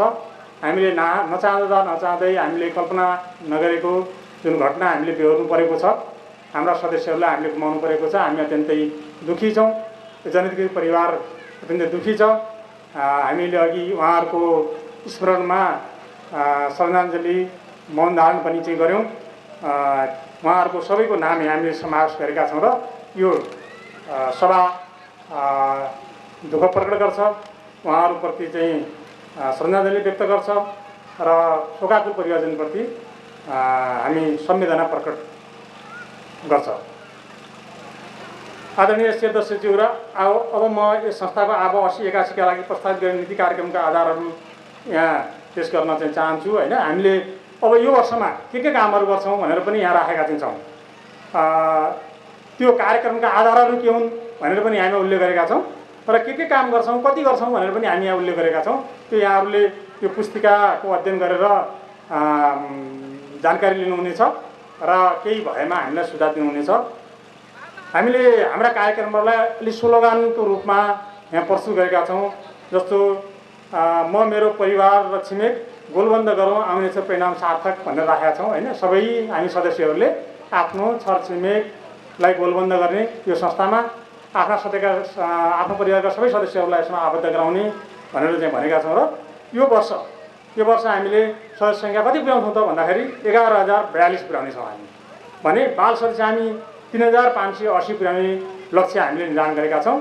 त्यो लक्ष्य पुरा गर्नको लागि हामीले नीति कार्यक्रमहरू यहाँ 11वटा नीति कार्यक्रमहरू सामेल गरेका छौँ। कसरी हामी त्यहाँ पुग्छौँ त, त्यो लक्ष्यमा हामी के तरिकाबाट पुग्छौँ भनेर यहाँ उल्लेख गरेका छौँ। त्यो यहाँहरूले अध्ययन गर्नुहुनेछ। त्यसै गरेर कार्यक्रम 2मा सेयर पुँजी र बचतमा निरन्तर वृद्धि भविष्यको सपना हो हाम्रो समृद्धि होइन। हाम्रो समृद्धि भनेकै के हो त भन्दाखेरि हाम्रो जो सपना हो होइन, समृद्ध हुने हाम्रो सपना हो। त्यो सपना हामीले कसरी पुरा गर्छौँ त भन्दाखेरि सेयर पुँजी वृद्धि गरेर बचत गरेर मात्रै हामी पुरा गर्छौँ। अब हामी यो संस्थाको सेयर पुँजी यो वर्षमा कति पुर्याउँछौँ त भन्दाखेरि 8,13,03,300 चाहिँ पुर्याउँछौँ। बचत कति पुर्याउँछौँ भन्दाखेरि 76,18,18,613 पुर्याउने हाम्रो लक्ष्य रहेको छ। अब यो लक्ष्य पुरा गर्नका लागि हामीले विभिन्न क्रियाकलापहरू यहाँ राखेका छौँ होइन। यो तरिकाबाट हामी त्यो लक्ष्य पुरा गर्छौँ भनेर भनेका छौँ। अब त्यसमा अझ राम्रा केही कार्यक्रमहरू बचत सङ्ग्रहका लागि ऋण के अरे सेयर पुँजी वृद्धिका लागि छन् भने त्यो सुझाव पनि यहाँहरूले दिनुहुनेछ। अर्को कार्यक्रम पुँजीको अत्याधिक सदुपयोगिता व्यवसायमा सदस्यको समानता भनेर भनेका छौँ। यहाँ जति पनि सङ्कलन भएको पुँजी छ, बचत सेयर पुँजी छ, त्यो हाम्रा सदस्यहरूको व्यवसाय वृद्धिका लागि प्रयोग हुनुपर्छ भन्ने हाम्रो मान्यता छ। खालि चाहिँ कारोबारका लागि कारोबार गर्नुको मात्र केही अर्थ छैन। हाम्रा सदस्यहरूले यहाँबाट पैसा लिएर कुनै न कुनै व्यवसाय गरेको हुनु पर्यो भन्ने हाम्रो मान्यता छ। त्यो मान्यता अनुसार हाम्रो लक्ष्य के छ भन्दाखेरि यहाँ जम्मा भएको 75% पैसा व्यवसायमा केन्द्रित होस्। तपाईँहरूले लिएर व्यवसाय गरिदिनुहोस् अथवा भइरहेको व्यवसायलाई प्रवर्धन गर्नुहोस् भन्ने हाम्रो यहाँहरूसँग अनुरोध छ र हामीले लक्ष्य चाहिँ त्यो निर्धारण गरेका चाहिँ छौँ। 601 जनालाई हामी यो वर्ष ऋण लगानी गर्ने लक्ष्य राखेका छौँ। 450 जना सदस्यहरूको अलि ठुला परियोजनाहरू अलि बढी हामीले लगानी गरेका चाहिँ परियोजनाहरूमा हामीले त्यहाँ स्थलगत अध्ययन गर्ने हाम्रो लक्ष्य रहेको छ। यी लक्ष्य पुरा गर्नको लागि हामीले के गर्छौँ त भनेर हामीले नीति कार्यक्रममा चाहिँ 14वटा बुँदामा राखेका छौँ। त्यही कार्यक्रम 4 मा शिक्षा तालिम र सूचना सबल प्रतिबद्ध र सक्षम सदस्य बनाउने हाम्रो योजना भन्ने छ। हाम्रो योजना के हो त भन्दाखेरि संस्था बलियो मात्रै होइन, सदस्यलाई बलियो बनाउने, सदस्यलाई कसरी संस्थाप्रति प्रतिबद्ध बनाउने, कसरी सबल बनाउने, इमान्दार बनाउने र व्यावसायिक कसरी चाहिँ बनाउने, व्यवसाय गर्न सक्षम कसरी बनाउने भन्ने कुरा चाहिँ छ। त्यसका लागि शिक्षा दिनुपर्छ, तालिम दिनुपर्छ, सूचना तपाईँहरूलाई नियमित रूपमा दिनुपर्छ भन्ने हामीलाई लागेको छ। त्यो अनुसारकै हामीले लक्ष्यहरू पनि निर्धारण गरेका छौँ। के गर्ने, कति गर्ने त्यो वर्षमा भनेर लक्ष्य निर्धारण गरेका छौँ र त्यो अनुसारका कार्यक्रमहरू पनि हामीले यहाँ 10वटा कार्यक्रम यहाँहरूका बिचमा हामीले प्रस्तुत गरेका छौँ। त्यो यहाँहरूले किताबमा हेर्नुहुनेछ। कार्यक्रम 5 भनेर अर्को कार्यक्रम हाम्रो उच्च प्रविधि व्यवस्थापनमा हाम्रो ध्यान, छिटो छरितो र विश्वसनीय सेवा नै हाम्रो शान भनेर भनेका छौँ। अहिले यो युग भनेको प्रविधिको युग हो। चाहे संस्था होस्, चाहे ब्याङ्क होस्, कुनै सामाजिक संस्था होस्, कसैले पनि प्रविधिलाई आत्मसात गर्न सकेन, प्रविधिलाई चाहिँ उपयोग गर्न सकेन भने त्यो अगाडि बढ्न चाहिँ सक्दैन। त्यसकारणले जनहितकारी सहकारी संस्थाले पनि मैले अघि नै भनिसकेँ, नेपालमा प्रयोगमा आएका उच्चतम माथिल्लो स्तरका प्रविधिहरू हामी प्रयोग गर्ने कोसिस गरिरहेका छौँ होइन। अघि नै मैले यहाँहरूका बिचमा चाहिँ राखेँ, हामीले एटिएम मेसिनको पनि प्रयोग गर्न थालेको। हिजो ब्याङ्कहरूले मात्रै गर्थे, ब्याङ्कले मात्रै किन हामी पनि गरौँ, यहाँ हाम्रा सदस्यहरूलाई हामीले पनि एटिएमको चाहिँ सुविधा दिनुपर्छ भनेर हामीले एटिएमको सुरुवात चाहिँ गरेका छौँ। तपाईँहरूले संस्थामा सम्पर्क गरेर त्यो प्रयोगमा ल्याउन सक्नुहुन्छ। त्यसका लागि थुप्रै यहाँ कार्यक्रमहरू रहेका छन्। त्यसै गरेर कार्यक्रम 6 भनेर समय अनुकूलको भौतिक व्यवस्थापन, आवश्यकता अनुकूलको जनशक्ति व्यवस्थापन भनेका छौँ। त्यो पनि हामी निरन्तर रूपमा गर्दै जानुपर्ने हुन्छ। किनभने समयको आकार बढेसँगै सदस्यको आकार, सेयर पुँजीको आकार, बचतको आकार, लगानीको आकार जसरी चाहिँ बढ्छ त्यो बढ्दै जाने अनुसार हामीले भौतिक व्यवस्थापन गर्नुपर्ने हुन्छ। कोठाको व्यवस्थापन गर्नु पर्ला, भवनको व्यवस्थापन गर्नु पर्ला, फर्निचरको व्यवस्थापन गर्नु पर्ला, मेसिनहरूको व्यवस्थापन गर्नु पर्ला होइन। त्यो सँगसँगै हामीले जनशक्तिको व्यवस्थापन गर्नुपर्छ, कर्मचारीको व्यवस्थापन पनि गर्नुपर्छ। अहिले हामीले कति गर्छौँ त त्यो भनेर पनि हामीले लक्ष्य राखेका छौँ र त्यो पुरा गर्नका लागि कार्यक्रमहरू पनि यहाँ समावेश गरेका छौँ। कार्यक्रम 6 समय अनुकूलको भौतिक व्यवस्था। कार्यक्रम 7 सदस्य सेवा, मान सम्मान र राहत, सामाजिक उत्तरदायित्व छ हामी 7 भनेर भनेका छौँ। हामीले खालि अब सदस्य केन्द्रित काम मात्रै गर्दैनौँ, हामी सदस्यको सेवाको सँगसँगै समाजको सेवाको काम पनि के गर्छौँ, सदस्यको सम्मान वृद्धि गर्ने काम पनि हामी गर्छौँ। सदस्यलाई व्यावसायिक बनाउने मात्रै होइन, सदस्यलाई समाजमा स्थापित गर्ने। जस्तो अहिले हामीले हाम्रा सदस्य जो जनप्रतिनिधिहरू हुन्छ, विशेष जिम्मेवारी भूमिका हुनुहुन्छ, उहाँहरूलाई प्रमुख अतिथि बनाएका छौँ, उहाँहरूलाई चाहिँ आसन गराएका छौँ। त्यो किन गरेका त हामीले भन्दाखेरि हामी अरूलाई पनि बोलाएर गर्न सक्थ्यौँ, नसक्ने कुरा चाहिँ होइन। तर के हो त भन्दाखेरि हामीले हाम्रै सदस्यहरूलाई स्थापित गर्ने, हाम्रा सदस्यहरूलाई सम्मानित गर्ने, त्यो चाहिँ गर्नुपर्छ भन्ने हो। अर्कोतिर सदस्यहरू जो ज्येष्ठ नागरिकहरू हुनुहुन्छ, जो चाहिँ विभिन्न सामाजिक क्षेत्रमा विशेष योगदान पुर्याउनु भएको छ, त्यस्ता सदस्यलाई पनि हामीले सम्मान गर्नुपर्छ, उहाँहरूलाई समाजमा चाहिँ देखाउनुपर्छ भन्ने हाम्रो चाहिँ उद्देश्य रहेको हुन्छ। त्यस अन्तर्गतका कार्यक्रमहरू हामीले थुप्रै गर्ने गरेका छौँ। हामी 70 वर्ष पुरा गरेका हाम्रा ज्येष्ठ सदस्यहरूलाई स्थापना दिवसमा सधैँ सम्मान गर्छौँ सबैलाई। त्यसै गरेर चाहिँ उत्कृष्ट बाल सदस्यहरूलाई स्थापना दिवसमा हामी पुरस्कृत गर्छौँ सबै बाल सदस्यहरूलाई, जो आफ्नो विद्यालयमा प्रथम द्वितीय भएका छन् उनीहरूलाई पनि हामी पुरस्कृत गर्छौँ। त्यसै गरेर चाहिँ हाम्रो विभिन्न कला संस्कृति सहकारी क्षेत्र अनि चाहिँ समाज सेवाको क्षेत्र शिक्षा क्षेत्रमा योगदान पुर्याएका चाहिँ हाम्रा महानुभावहरूलाई पनि हामी त्यो दिनमा चाहिँ सम्मानित गर्छौँ। त्यसरी हामी हाम्रा सदस्यहरूलाई सम्मानित गर्ने स्थापित गर्ने त्यो काम पनि हामी गर्दै आएका छौँ। अर्को कार्यक्रममा 8मा चाहिँ संस्थागत सुशासन र व्यावसायिक गुणस्तर दिगो एवं सक्षम संस्थाको आधार भनेर भनेका छौँ। यो संस्था टिकाइराख्ने, यसलाई दिगो बनाउने, यसलाई चाहिँ समृद्ध बनाउने, यसलाई बलियो बनाउने मूल आधार के हो त भन्दाखेरि सुशासनमा। सुशासनमा हामी सञ्चालक पनि रहनु पर्यो, म अध्यक्ष पनि रहनु पर्यो, हाम्रा सञ्चालक पनि रहनु पर्यो, लेखा समितिका साथीहरू पनि रहनु पर्यो, घोषणाका साथीहरू पनि हामी चाहिँ सुशासनमा रहनु पर्यो। हाम्रा आचरण व्यवहार हाम्रो पनि ठिक हुनु पर्यो सबैको। त्यसै गरेर हाम्रा सदस्यहरू पनि के हुनु पर्यो भन्दाखेरि सुशासनमा हुनु पर्यो। अनि गएर हाम्रा सबै कर्मचारीहरू पनि सुशासनमा हुनु पर्यो र व्यावसायिक गुणस्तर पनि राम्रो हुनु पर्यो। व्यावसायिक गुणस्तर भनेको हामी जुन कारोबार गर्छौँ त्यो कारोबार पनि व्यवस्थित हुनु पर्यो। त्यो चाहिँ छिटो छैटो र विश्वसनीय हुनु पर्यो। विश्वास बना ठुलो हो, विश्वसनीय कारोबार हामीले चाहिँ गर्नु पर्यो भनेका छौँ। त्यो अनुसारका हामीले यहाँ कार्यक्रमहरू राखेका छौँ। त्यही भएर कार्यक्रम 9मा स्थापना दिवसको आरम्भ, गौरवमय इतिहासको शुभारम्भ। यो संस्था अहिले 9-10 हजार हामी सदस्यहरू छौँ। झन्डै 1 अरबको नजिकमा चाहिँ त्यसको चाहिँ पुँजी छ, त्यसको आफ्नै भवन छ, जग्गा जमिन छ, सबै छ। यो ठाउँमा हामी आएका छौँ। विभिन्न क्षेत्रबाट हामी सम्मानित भएका छौँ। यो संस्थालाई हाम्रा विभिन्न केन्द्रीय निकायहरूले चाहिँ सम्मानित गरेका छन्, पुरस्कृत गरेका छन्। भनेपछि यहाँसम्म आएको हामीले यो संस्था स्थापना महत्त्वपूर्ण दिन हो। यो अवस्थासम्म आएको यो संस्थाको महत्त्वपूर्ण दिन भनेको यसको स्थापनाको दिन हो। त्यसकारण त्यो स्थापना दिनलाई हामीले बिर्सिनु हुँदैन, सम्झिनुपर्छ, चिरस्थायी बनाउनुपर्छ भनेर हामीले त्यो दिनलाई चाहिँ विशेष रूपले मनाउँछौँ र 7 दिन हप्ताभरि नै विभिन्न कार्यक्रमहरू हामी गर्छौँ। त्यो कार्यक्रममा तपाईँ सम्पूर्ण सदस्यहरू सहभागी हुनुपर्छ। 18 गते हाम्रो स्थापना दिवस अन्तिम दिन पर्छ। त्यो एक हप्ता अगाडिबाट हामीले कार्यक्रमहरूको सुरुवात चाहिँ गर्छौँ। त्योसँग सम्बन्धित थुप्रै कार्यक्रमहरू यहाँ हामीले समावेश गरेका छौँ। यति कुरा यहाँहरूका बिचमा मैले राखेँ। यो वर्ष हामीले गर्ने कामहरू, कार्यक्रमहरू, हाम्रा नीतिहरू यहाँहरूका बिचमा मैले संक्षेपमा राखेँ। यहाँहरूले किताबमा पनि अध्ययन चाहिँ गर्नुहुनेछ र थप के गर्दा अझ राम्रो हुन्छ, अझ के गर्दा यो संस्थामा आकर्षण पैदा गर्न सकिन्छ, के गर्दा यो संस्थालाई अझ दिगो बनाउन सकिन्छ, के गर्दा अझ बलियो बनाउन सकिन्छ, त्यो विषयमा यहाँहरूले सोच्नुहुनेछ, विचार गर्नुहुनेछ र पछि यहाँहरूले सुझाव दिनुहुनेछ।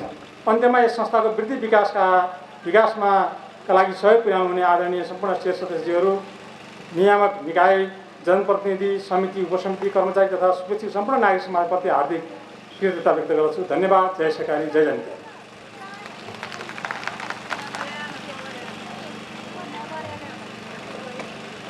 धेरै धेरै धन्यवाद। जनहितकारी बचत तथा ऋण सहकारी संस्थाका श्रद्धेय अध्यक्ष श्री हरिहरनाथ योगीज्यू आर्थिक वर्ष 79-80 को प्रतिवेदन र 80-81 को प्रस्तावित कार्यक्रम प्रस्तुत गरेर जानुभएको छ। आदरणीय शेरधनी आमा बुवा दाजुभाइ तथा दिदीबहिनीहरू, यहाँहरू सबैको हातमा प्रतिवेदन छ। सबैले गहन रूपमा यसलाई अध्ययन गरिदिनुहोला। यस पश्चात हाम्रो बन्द सत्रको कार्यक्रम हुनेछ। यहाँहरूले पक्कै पनि हामीलाई सल्लाह सुझाव दिनुहुनेछ भन्ने हामीले आशा गरेका छौँ। अबको पालो रहेको छ प्रतिवेदनकै। आर्थिक वर्ष 79-80 को वित्तीय विवरण र 80-81 को प्रस्तावित वार्षिक बजेट प्रस्तुत गरिदिनु हुनका लागि जनहितकारी बचत तथा ऋण सहकारी संस्थाका कोषाध्यक्ष श्री नवराज कडेलज्यूलाई हार्दिक अनुरोध गर्दछु। जनहितकारी सहकारी संस्थाको 25औं वार्षिक साधारण सभाका अध्यक्षज्यू, प्रमुख अतिथिज्यू, व्यासमा आसीन अतिथिज्यूहरू, शेयर सदस्य महानुभावहरू, विभिन्न संस्थाबाट उपस्थित हुनुभएका अध्यक्ष एवं प्रतिनिधिज्यूहरू, सञ्चालक समिति, लेखा सुपरिचालन समिति, अन्य उपसमितिका सदस्यहरू, पत्रकार मित्रहरू, कर्मचारी साथीहरू, सम्पूर्णमा सम्पूर्ण महानुभावहरूमा सहकारी अभिवादन व्यक्त गर्न चाहन्छु। यस जनहितकारी बचत तथा ऋण सहकारी संस्था लिमिटेडको 25औं वार्षिक साधारण सभामा कोषाध्यक्षको तर्फबाट गत आव 2079-80 को आर्थिक विवरण तथा चालु आव 2080-81 का लागि प्रस्तावित वार्षिक बजेट प्रस्तुत गर्न पाउँदा निकै खुसी लागेको छ। आजभन्दा करिब 25 वर्ष अगाडि जनहितकारी बचत तथा ऋण सहकारी संस्था लिमिटेडको विधिवत कार्यालय खोली सुरुवात गरेकोमा आजसम्म आइपुग्दा यहाँहरूको गरेको निरन्तर माया र सहयोगको अतुलनीय योगदानको लागि म हार्दिक कृतज्ञता व्यक्त गर्न चाहन्छु। यहाँहरूको विश्वासले नै आज करिब 90 करोड 7,51,321 रुपियाँ कुल पुँजी बनाउन सकेका छौँ। हामी यहाँहरूको हितलाई ध्यानमा राखी आर्थिक स्थिति मजबुत पार्दै नीति नियमलाई समयअनुसार परिमार्जन गरी सेयर सदस्यको सेवा सुविधाहरू अझ विस्तार गर्दै अगाडि बढ्ने प्रतिबद्धता व्यक्त गर्न चाहन्छु। मैले मेरो कार्यकालमा संस्थामा वित्तीय सुशासन र आर्थिक व्यवस्था कायम गर्ने जिम्मेवारी प्राप्त गरेको अनुभूति गरेको छु, जसको लागि संस्थाका आन्तरिकतर्फ आर्थिक प्रशासन कार्यविधि, कर्मचारी प्रशासन कार्यविधि तथा अन्य आवश्यक नीति तथा कार्यविधिलाई समयानुकूल परिमार्जन एवं तर्जुमा गरी नीतिहरूको अधीनमा रही संस्था सञ्चालन भइरहेको जानकारी गराउन चाहन्छु। नेपाल सरकारको नीति अनुसार गत आर्थिक वर्ष 2079-80 को लेखा परीक्षण प्रतिवेदनलाई नेपाल वित्तीय प्रतिवेदन मान Nepal financial report standard NFRS को आधारमा तयार गरिएको छ। विगतमा नेपाल स्तरको लेखामानको आधारमा लेखा परीक्षण गर्दै आएकोमा वित्तीय प्रतिवेदनलाई थप गुणस्तरीय र अन्तर्राष्ट्रिय स्तर अनुसार बनाउने क्रममा NFRS पद्धतिमा लेखा परीक्षण प्रतिवेदन तयार गरिएको हो। यस वर्षबाट सुरु गरिएकाले विगतको लेखा परीक्षण प्रतिवेदनमा भन्दा यस वर्षकोमा पुँजी तथा दायित्व, सम्पत्ति, आम्दानी र खर्चको शीर्षकहरूमा सामान्य परिमार्जन भएका छन्। यसको आधारमा गरिएको लेखा परीक्षण र प्रस्तुत गरिएको लेखा परीक्षण प्रतिवेदनले गर्दा संस्थाको छवि र विश्वसनीयतामा वृद्धि हुन जानेछ। विश्व यति बेला कोरोना सङ्क्रमणको प्रभावबाट मुक्त हुने यथार्थतर्फ उन्मुख छ। आर्थिक मन्दीले सबै व्यापार व्यवसाय तथा वित्तीय क्षेत्रहरू निर्वाध रूपमा सञ्चालनमा आउन थालेका छैनन्। यद्यपि गत आर्थिक वर्षमा श्रीलङ्काको आर्थिक तथा राजनीतिक अवस्था, रसिया युक्रेन युद्ध जस्ता आन्तरिक परिवेशले देशको अर्थतन्त्रमा प्रतिकूल प्रभाव पर्न गयो। फलस्वरूप राज्यले आयातमा नयाँ नीति लागू गर्नाले समग्र व्यापार व्यवसायमा त्यसको असर पर्न गयो र अर्थतन्त्रमाथि नै टीका टिप्पणी हुन थाल्यो। वित्तीय क्षेत्र यति बेला चरम तरलताको अभावमा रहेको छ। आयातमा उच्च वृद्धि, निर्यातमा कमी, सरकारी विकास खर्चमा सुधार नहुनु, देशभित्र लगानीको लागि अनुकूल वातावरण नहुनु र पर्यटनको आगमन शून्य जस्ता कारणले अर्थतन्त्र प्रतिकूल अवस्थाबाट चलिरहेको देखिन्छ। यस्तो पृष्ठभूमिमा हामीले वार्षिक बजेट तय गरेका छौँ। वित्तीय समावेशीतर्फ आर्थिक विकास तथा समृद्धिका लागि राष्ट्रिय तथा अन्तर्राष्ट्रिय स्तरमा विभिन्न प्रयासहरू भएका छन्। यद्यपि ती प्रयासका बावजुद विश्व जनसङ्ख्याको ठुलो हिस्सा अझै पनि वित्तीय पहुँचभन्दा बाहिर रहेको विषय जनसङ्ख्याको करिब 40% मानिस औपचारिक वित्तीय सेवाको पहुँचभन्दा बाहिर रहेका छन्। नेपालमा विगत केही वर्षदेखि वित्तीय समावेशिताका लागि गरिएका असल अभ्यासका कारण वित्तीय पहुँचको विस्तार तथा गरिबी न्यूनीकरणमा सुधार हुँदै गएको देखिन्छ। तर कोरोनाको प्रभावका कारण यो अवस्थामा जटिलता पैदा भएको पनि तथ्याङ्क बाहिर आएको छ। यद्यपि वित्तीय पहुँचमा उल्लेखनीय प्रगति हुन सकेको छैन। यस पृष्ठभूमिमा हाम्रो जस्तो सहकारी संस्थाको सान्दर्भिकता अझ बढेर गएको अनुभव हामीले गरेका छौँ। औपचारिक वित्तीय पहुँचले गरिबी न्यूनीकरणमा सकारात्मक भूमिका खेल्न सक्ने सैद्धान्तिक पक्ष हो। यस मान्यताको आधारमा उल्लेखित उद्देश्यहरूमा अपेक्षित उपलब्धिहरू हासिल गर्न सहकारीको अझ सशक्त भूमिकाको खाँचो महसुस भएको छ। विगतका वर्षमा हामीले प्रस्ताव गरेका वित्तीय प्रक्षेपणहरूमध्ये धेरैले लक्ष्य हासिल गर्न सफल भएका छन्।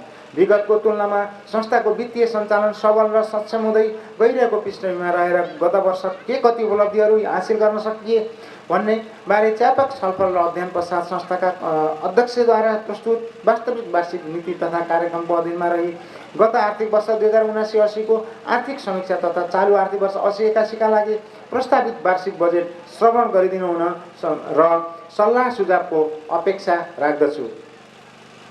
सेयर पुँजीको अवस्था आर्थिक वर्ष 2078-79 में संस्थाको कुल सेयर पुँजी रु 6,61,71,200 भएकोमा आर्थिक वर्ष 2079-80 को अन्त्यसम्ममा 73,51,800 थप भई कुल सेयर पुँजी रु 7,35,23,000 रुपियाँ कायम भएको छ। जुन गत आर्थिक वर्षभन्दा यस आवमा 11% वृद्धि भए तापनि कुल सम्पत्तिको अनुपातमा हेर्दा अब 79-80मा कुल सम्पत्तिको 8% सेयर पुँजी कायम भएको छ।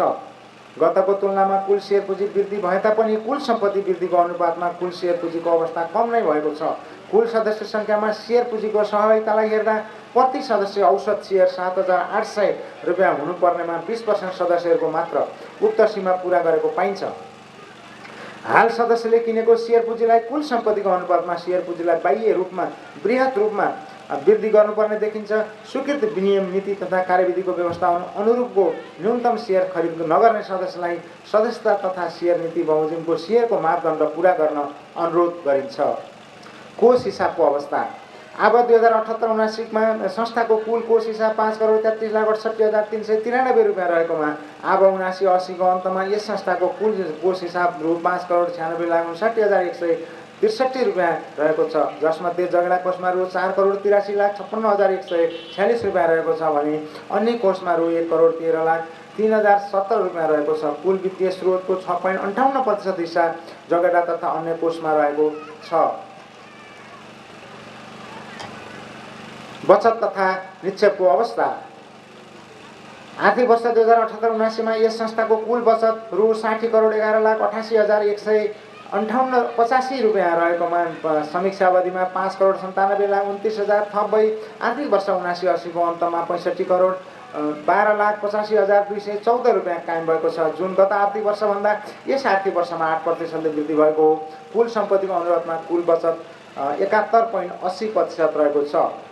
तरलताको अवस्था अब 2078-79को अन्त्यमा तरलता रकम रु 9,06,53,574 रुपियाँ रहेकोमा अब 2079-80को अन्त्यमा तरलता रु 19,61,18,908 रुपियाँ रहेको छ, जुन कुल सम्पत्तिको अनुपातमा हेर्दा रु 78-79मा 12.39% तरलता रहेकोमा अब 79-80मा 21.62मा कायम रहेको छ भने कुल बचत निक्षेपको अनुपातमा अब 2078-79मा 15% रहेकोमा अब 79-80मा 30% कायम भएको छ।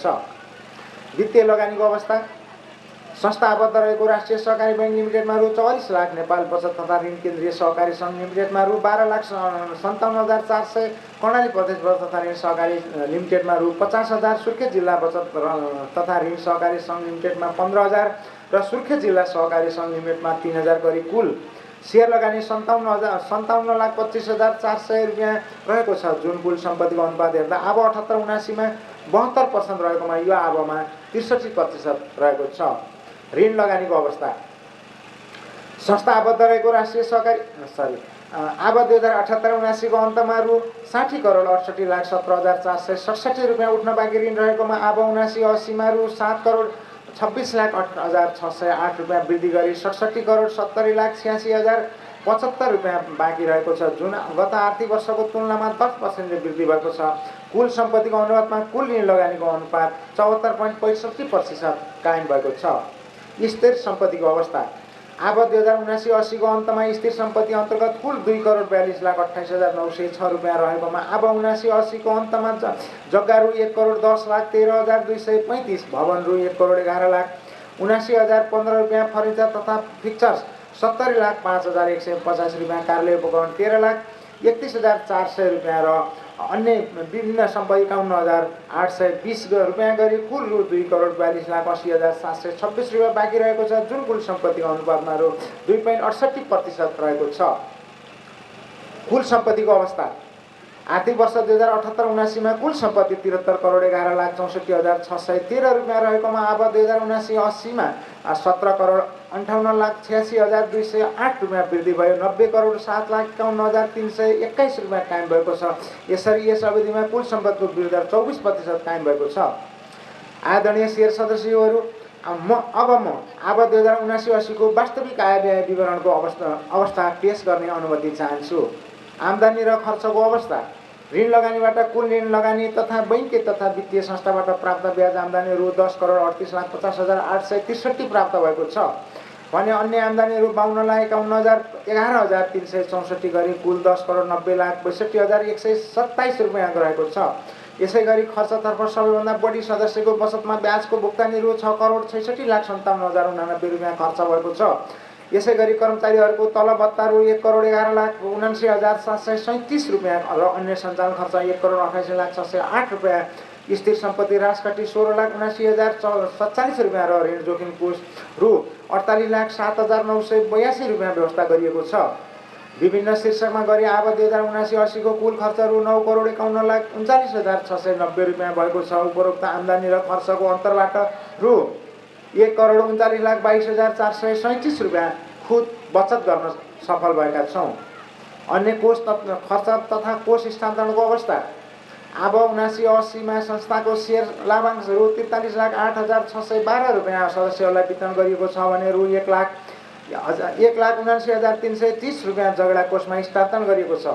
यसै गरी संरक्षण पुँजी फिर्ता कोष रु 18,51,333 रुपियाँ सदस्यलाई वितरण गरिएको छ भने 6,69,887 रुपियाँ झगडा कोषमा स्थानान्तरण गरिएको छ। यसै गरी कर्मचारी बोनस कोषबाट रु 7,37,088 रुपियाँ कर्मचारीलाई वितरण गरिएको छ। यसै गरी सहकारी शिक्षा कोष रु 3,70,372 रुपियाँ सहकारी सम्बन्धित तालिममा खर्च गरिएको छ भने रु 5,290 रुपियाँ झगडा कोषमा स्थानान्तरण गरिएको छ। यसै गरी स्थिरीकरण कोष रु 3,75,662 रुपियाँ नेपाल बचत तथा ऋण केन्द्रीय सहकारी सङ्घ लिमिटेडले सञ्चालनमा ल्याएको स्थिरीकरण कोषमा जम्मा गरिएको छ। सहकारी विकास कोष रु 3,75,662 रुपियाँ, घाटापूर्ति कोष रु 3,75,362 रुपियाँ, सामुदायिक विकास कोष 3,75,362 रुपियाँ र अन्य जोखिम कोष रु 3,75,362 रुपियाँ झगडा कोषमा स्थानान्तरण गरिएको छ। संस्थाले यस वर्षभरिमा कर मार्फत राजस्वमा रु 46,60,373 रुपियाँ योगदान गरेको बेहोरा शेयर सदस्य सामुन्ने म जानकारी गराउन चाहन्छु। आदरणीय शेयर सदस्यहरू, अब म यस संस्थाको आवत 2080-81 का लागि प्रस्तावित वार्षिक बजेट प्रस्तुत गर्ने अनुमति चाहन्छु।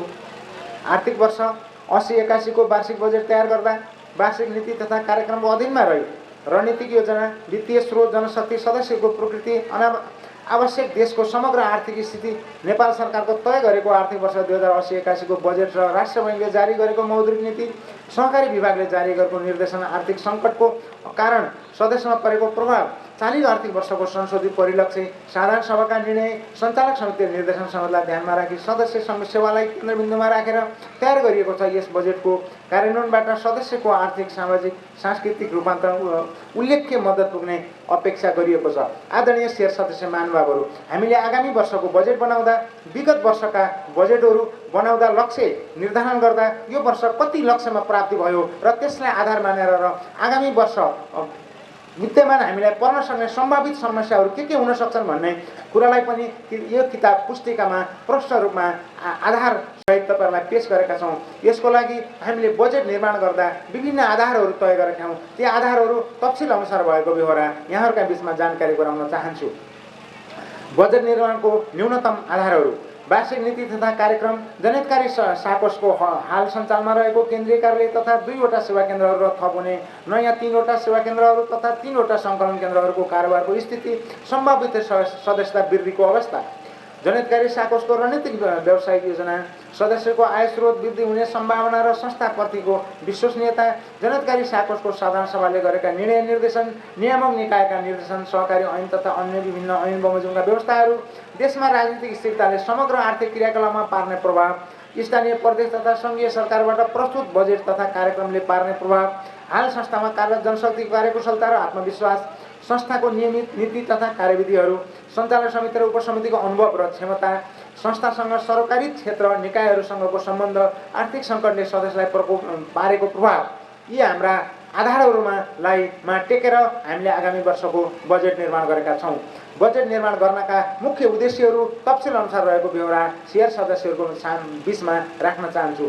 उद्देश्यहरू: संस्थाको वार्षिक नीति तथा कार्यक्रमलाई प्रभावकारी रूपमा कार्यान्वयन गर्ने, छिटो, छरितो र विश्वसनीय सहज सेवाका लागि संस्थालाई प्रविधि मैत्री बनाउने, आन्तरिक तालिम, गोष्ठी, अध्ययन, भ्रमण र बाह्य कार्यक्रमहरूमा सहभागी बनाई समिति उपसमितिको क्षमता विकास र प्रतिबद्धता वृद्धि गर्ने, विभिन्न प्रोत्साहनका कार्यक्रमबाट शेयर बचतमा वृद्धि गरी आन्तरिक पुँजीलाई बलियो बनाउने, संस्थाको प्रशासनिक तथा व्यावसायिक व्यवस्थापनलाई मितव्ययी बनाउने, विभिन्न कार्यक्रमहरूलाई सदस्यहरूको संस्थागत तथा व्यावसायिक क्षमता विकास गर्ने, सेवा केन्द्र तथा सङ्कलन केन्द्र थप गरी सदस्यहरू संस्थामा सहज पहुँच वृद्धि गर्ने, सहकारी संस्थाहरू बीच एकीकरण गरी सेवाको गुणस्तर र परिणाममा वृद्धि गर्ने, यी भनेका बजेटका उद्देश्यहरू रहनेछन् भने यो बजेटलाई विशेष प्राथमिकता कुन प्राथमिकतामा बढी आधार बनाइएको छ भनेर निम्न अनुसार प्राथमिकता मैले प्रस्तुत गर्न चाहन्छु।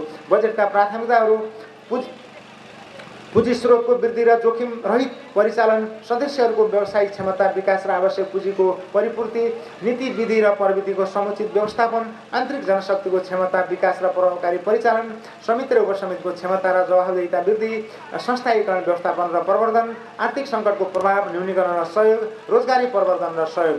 बजेट कार्यान्वयनका रणनीतिहरू, अब यति धेरै आधारहरू, यति धेरै उद्देश्यहरूको बिचमा बजेट निर्माण गरिएको छ। यसलाई कार्यान्वयन गर्नको लागि केही रणनीतिहरू तपाईँहरूको बिचमा म प्रस्तुत गर्ने अनुमति चाहन्छु। बजेट कार्यान्वयनका रणनीतिहरू: संस्थागत पुँजी वृद्धि गर्दै जाने र सहकारीको पुँजीको आधारमा मजबुत बनाउने, समय सापेक्ष नवीनतम प्रविधिमा आधारित सेवाहरूको विकास गर्दै जाने, धन सिर्जना गर्ने बचतका नयाँ क्षेत्रहरू विस्तार तथा बचत परिचालनमा जोड दिने, बचत र ऋणहरूको विविधीकरण गर्दै न्यून दरका बचत सङ्कलन गर्दै जाने र सस्तो एवं सुरक्षित लगानीको वातावरण तयार गर्ने, यी हाम्रा बचत आगामी बजेट कार्यान्वयनका रणनीतिहरू हुन्। अब यी विविध विषयमा आधारमा रहेर तपाईँहरूको बिचमा मैले आगामी वर्षको बजेट अङ्कमा प्रस्तुत गर्न चाहन्छु। यसलाई विभिन्न शीर्षक उपशीर्षकहरूमा परिमार्जन गरिएको छ। यसका ब्यालेन्स सिटमा धेरै शीर्षकहरू छन् र यसका आम्दानीका धेरै शीर्षकहरू छन्, खर्चका धेरै शीर्षकहरू छन्। यी सबै गरेर हामीले कति बचत गर्न सकिन्छ आगामी वर्ष भन्ने एउटा प्लान बनाएका छौँ।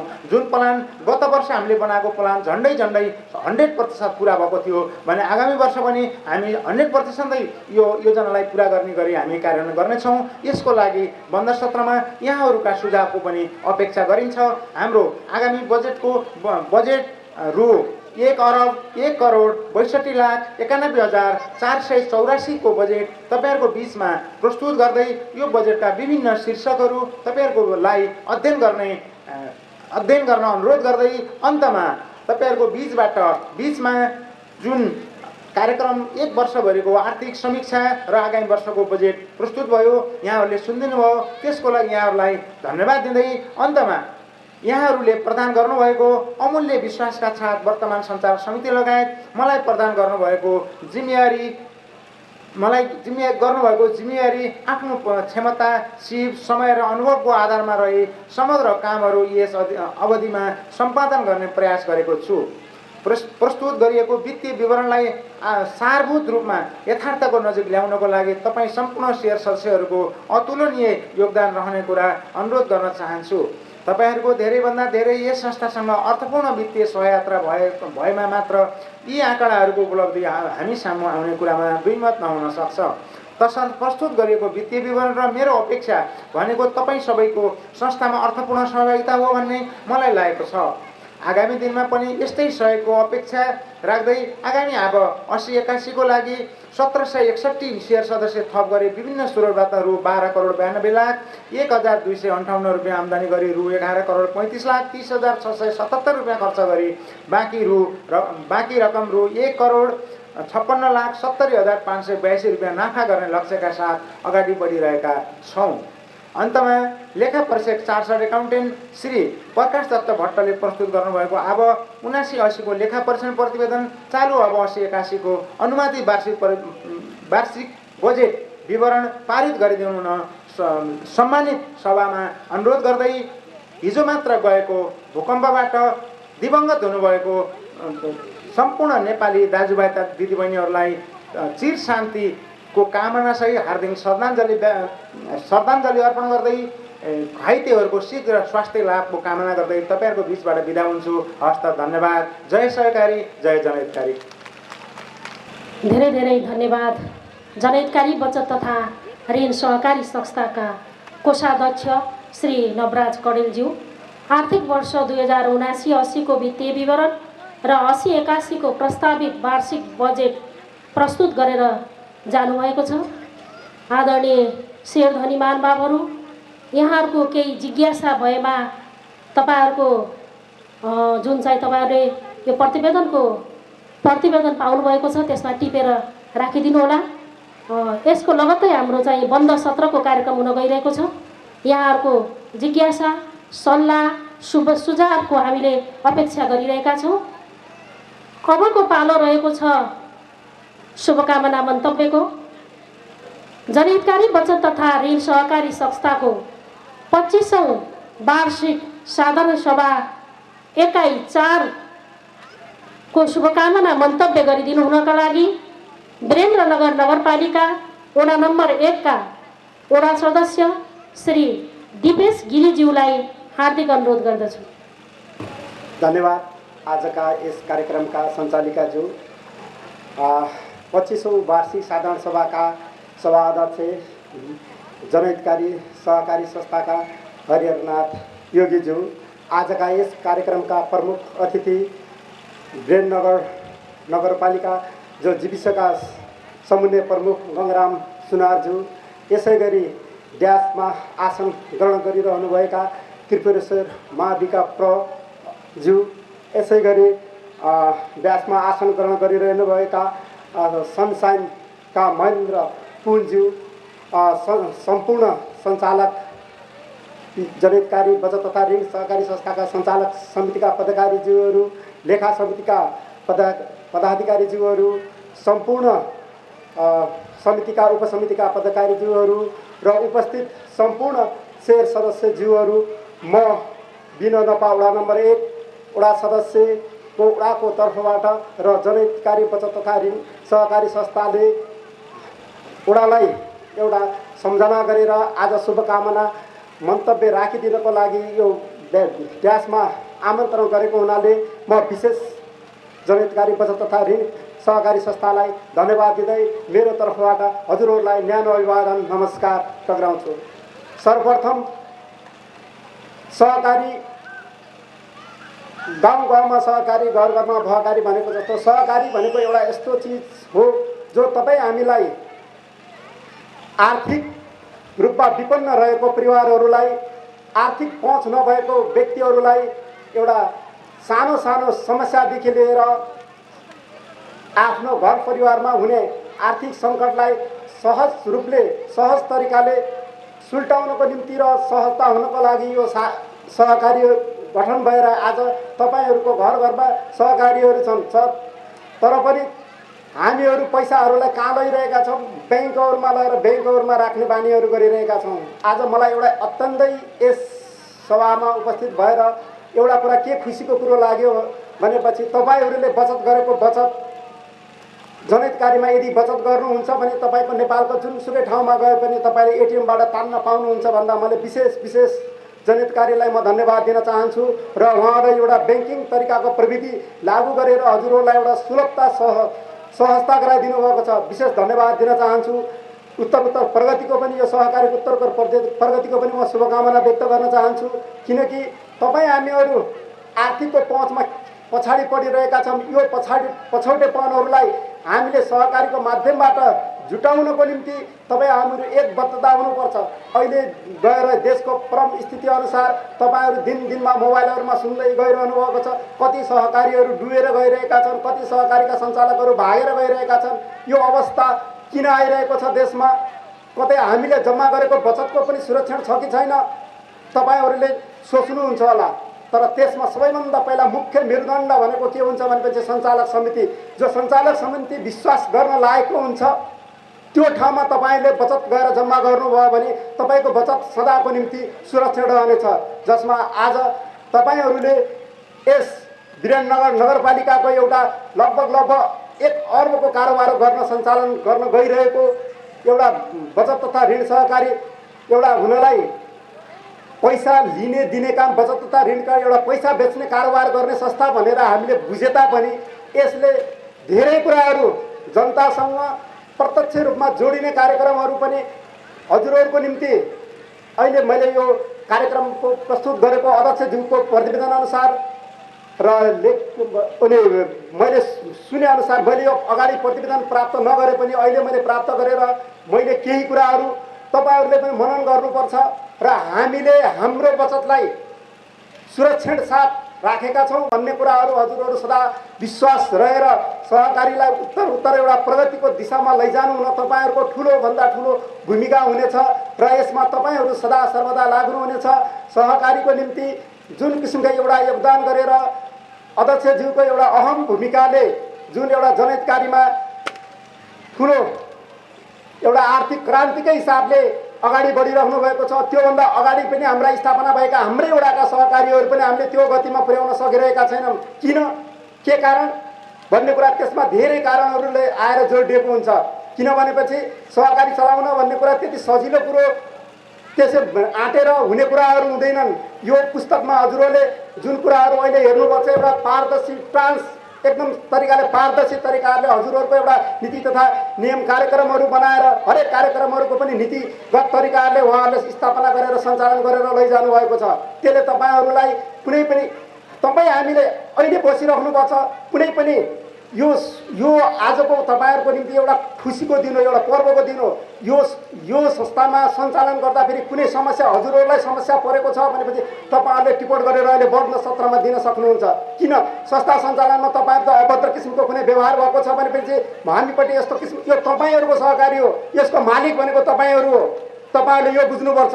सहकारी संस्थाको मालिक भनेकै शेयर सदस्यहरू हो। शेयर सदस्यले बनाएको र शेयर सदस्यको नीति अनुसारले चल्नुपर्ने सहकारीहरू हुन्छ। सहकारी एउटा सञ्चालक समितिले चलाएर सञ्चालक समिति र कर्मचारीको हातमा सहकारी हुँदैन। यो तपाईँहरूले बुझ्नुपर्ने कुराहरू हो। तपाईँहरू यो संस्थाको मालिक हो। हजुरहरूले यसको मेरुदण्ड भनेको हजुरहरूको बचत र हजुरहरूले रहेको पैसालाई सही ठाउँमा सदुपयोग गरेर सही ठाउँमा एउटा उत्पादक ठाउँमा हजुरहरूले लगाउनु भयो भनेपछि त्योबाट भएको उत्पादनले तपाईँले लगेको ऋणको ब्याज तिर्न सक्नुहुन्छ, किस्ता तिर्न सक्नुहुन्छ।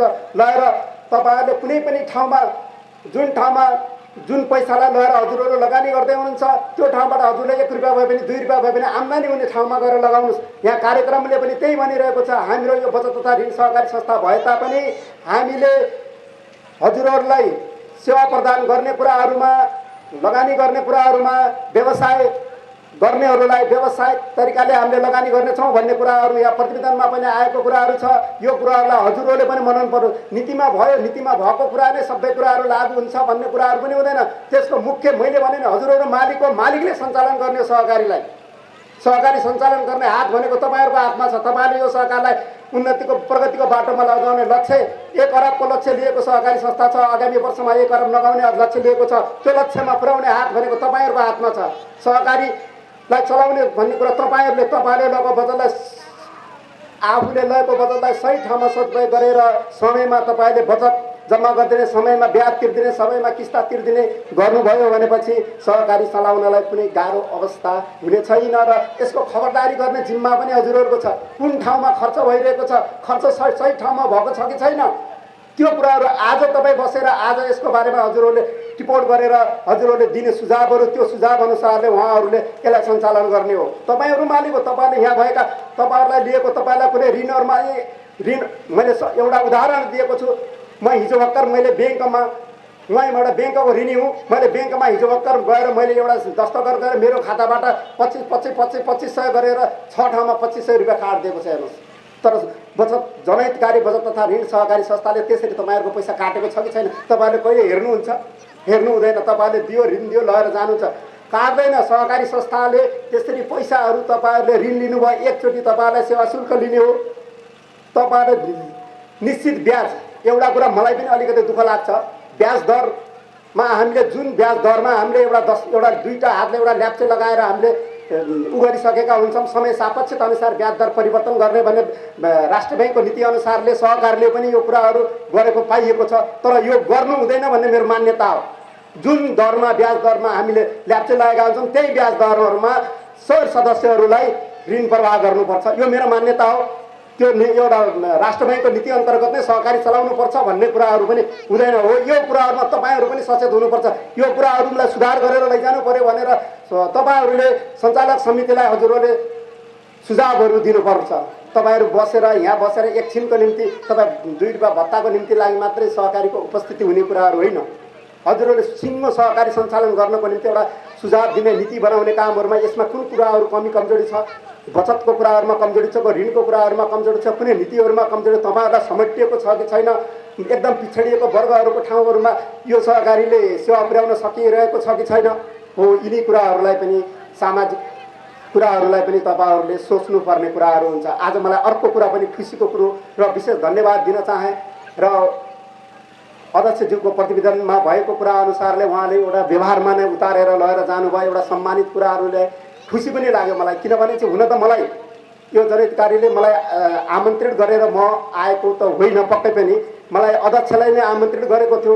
तैपनि अध्यक्षको समयको व्यस्तताको कारणले गर्दा अध्यक्ष बाहिर जानु परेको हुँदा म आउन पाएँ र म आउन पाउँदा म पनि यसको शेयर सदस्य हो। मैले पनि यस सम्बन्धी सुझावहरू दिन पाउने अधिकार मसँग पनि छ। मैले पनि दिन सक्छु, दिनुपर्ने कुराहरू हुन्छ।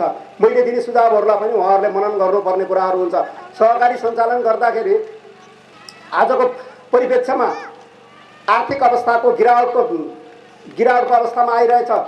ब्याङ्कले ट्रेजरी बिल समेत निकासा गरेर र ब्याङ्कलाई वितरण गरिरहेको अवस्था छ।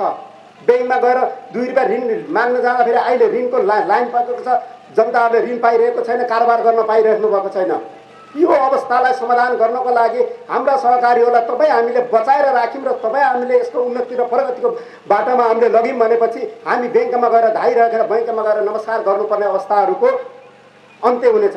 यसको निम्ति तपाईँ हामी र मिलेर नै सहकारी संस्थाहरूलाई अगाडि बढाउने हो। यसमा सदा सर्वदा तपाईँहरू लाग्नुहुनेछ र एकबद्ध भएर हजुरहरूको सुझाव सल्लाहहरूलाई यो सहकारीले सदा सर्वदा हृदयमा राखेर र उच्च सम्मानको साथ हजुरहरूको सुझावहरूलाई ग्रहण गरेर नै सहकारीलाई अगाडि बढाउनेछ भन्दै मेरा 2 शब्द यहीँ अन्त गर्दछु। हस् त, धन्यवाद, नमस्कार। धेरै धेरै धन्यवाद। वीरेन्द्रनगर नगरपालिका वडा नम्बर 1 का वडा सदस्य श्री दिपेश गिरिज्यू अत्यन्तै महत्त्वपूर्ण सल्लाह र सुझाव दिएर हामी माझबाट बिदा भइसक्नु भएको छ। अब हामी कार्यक्रमको अन्तिम चरणमा आइसकेका छौँ।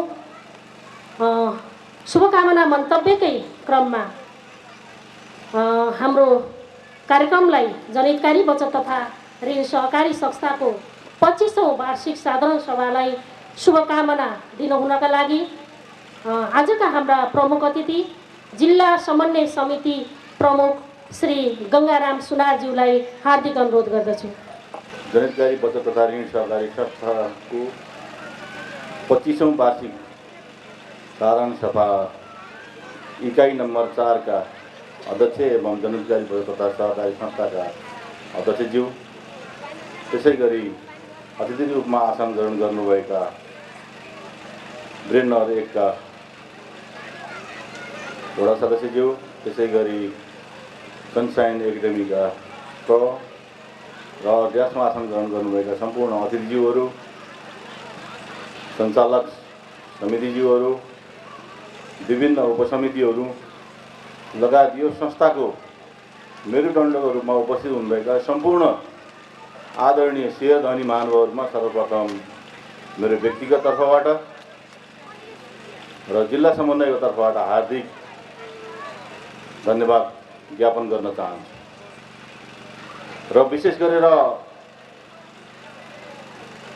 जनहितकारी तथा ऋण सहकारी संस्थाले विगतमा जस्तो कोभिडको समयदेखि नै यस्तै पाटमा गर्दै आइरहेको साधारण सभा आज 4औं स्थानमा वीरेन्द्रनगर 1 देखि 3-4 सम्मको यहीँ जस्तो लाग्छ मलाई, 3 सम्म 1, 2, 3 यहाँ उपस्थित हुनुभएछ। र विशेष गरेर यो नेपालको संविधानको धारा 296 को उपधारा 1 अनुसार सहकारी ऐनहरू बनिरहेको अवस्था छ। र यो अवस्थामा आइपुग्दा जसरी सहकारीले आज सहकारी लगभग 35,000 भन्दा धेरै छ, तर त्यो मध्ये लगभग नेपालकै 4थो स्थानमा पर्छ जस्तो लाग्छ मलाई। कर्णाली प्रदेशको हिसाबले त 1 नम्बरमै छ र विशेष गरेर साबिकका 15 जिल्ला मध्ये यो जनहितकारी शाखा 1 नम्बरमा छ। त्यसकारण आज तपाईँ हामी 9,784 शेयर सदस्यहरू यहाँ एकै ठाउँमा जम्मा गर्न नसक्ने भएको कारणले आज 4थो इकाइमा यहाँ हामी सहभागी भएका र यसले यो संस्थाले विशेष गरेर लगभग 1 अर्बको कारोबार गरेको हामीले प्रतिवेदनले बोलिसकेको अवस्था छ। त्यसकारण अझै यसको प्रगतिको कामनासहित शुभेच्छा व्यक्त गर्न चाहन्छु। र विशेष गरेर हामी संस्थाको बारेमा त हामीले याप्सबाट सजिलै हेर्न सक्ने प्रतिवेदनले जानकारी दियो, तर ती सदस्यहरूको बारेमा हेर्ने याप्स के हो त? मैले जिल्ला समन्वयको तर्फबाट भने होइन, म एउटा शेर सदस्यको हिसाबले भन्दैछु। यो शेर सदस्यको अवस्था हेर्ने याप्स के हो त? यो कुरामा संस्थाले अलिकति ध्यान पुर्याओस्, मेरो अनुरोध हो, यो सुझाव पनि हो। हामी नीतिदशा कार्यक्रममा अध्यक्षज्यूको प्रतिवेदनमा हेऱ्यौँ सरसफै लगभग 14-15वटा मुद्दा, धेरै कुरा छुट दिनुभएको छ। मैले सुझाव मात्रै भने, त्यो 14 नम्बर अन्तिम नम्बरमा छ इन्जिनियरको पाटो, हामी 1% दिन्छौँ नि, त्यो ठुलो ऋणीलाई अलि असर पर्छ, त्यसलाई अलिकति मध्यममा पार्नुपर्छ जस्तो लाग्छ मलाई। मेरो सुझावको रूपमा हो यो। म शेर सदस्यको हैसियतले बोल्दैछु, भन्न त प्रमुख अतिथि भन्नुभएको छ, तर म शेर सदस्यको हिसाबले बोल्दैछु। किनभने त्यहाँ हामी धेरै ऋण भन्नुभएको छ, त्यहाँ 10 लाखभन्दा माथिको कारोबार गर्ने मान्छेको हामी अनुगमन गर्छौँ भनेर, अनुगमन भएको छ कि छैन त्यो कुरामा पनि ध्यान जाओस् सञ्चालक समितिले। त्यस्ता योजनाहरू के कारणले रोकिएका छन् त्यसलाई पुनः ताजगी गर्न सकिन्छ कि त्यो सदस्यलाई केही सहयोग गर्न सकिन्छ कि? लेख्न त 5%, 2.5% लेख्नु भएको छ, त्यो मात्रै नभएर ठुलो ऋणीलाई अलिकति सपोर्ट दिनुपर्छ जस्तो लाग्छ मलाई। जति पनि कारोबार भएको छ अहिले सबै बन्द छन्, हामीले ब्याज हाल्न नसकिरहेको अवस्था छ। सायद कारोबार नगर्ने मान्छेलाई त त्यति गाह्रो छैन होला, कारोबार गर्ने मान्छेलाई असाध्यै गाह्रो छ। यो सहकारीको मात्रै होइन, देशैभरि त्यस्तो अवस्था छ। त्यसकारण त्यो कुरामा अलिकति ध्यान पुर्याउनुपर्छ जस्तो मलाई लाग्छ। र विशेष गरेर अनि हामी दसैँ तिहार, छठ पर्व, शुभ दीपावली, नेपाल सम्बत यी कार्यक्रमहरूको लागि जनहितकारी साकोसले पनि सुपथ मूल्य बजार खाद्यसँग समन्वय गरेर सुपथ मूल्य पसल, जसरी यहाँ 2 ठाउँमा सेवा केन्द्रहरू परिचालन भएको छन्, त्यस्तै गरेर ती सेवा केन्द्र नजिक नजिक सुपथ खाद्य पसलहरू पनि सञ्चालन गर्नुपर्छ जस्तो लाग्छ मलाई। आफ्ना शेयर सदस्यहरूको उत्थानका लागि हामी सबैसँग, हामी जति छौँ धेरै यदि शेयर सदस्यहरू किनेर खाने वर्गमा पर्छौँ मलाई लाग्छ।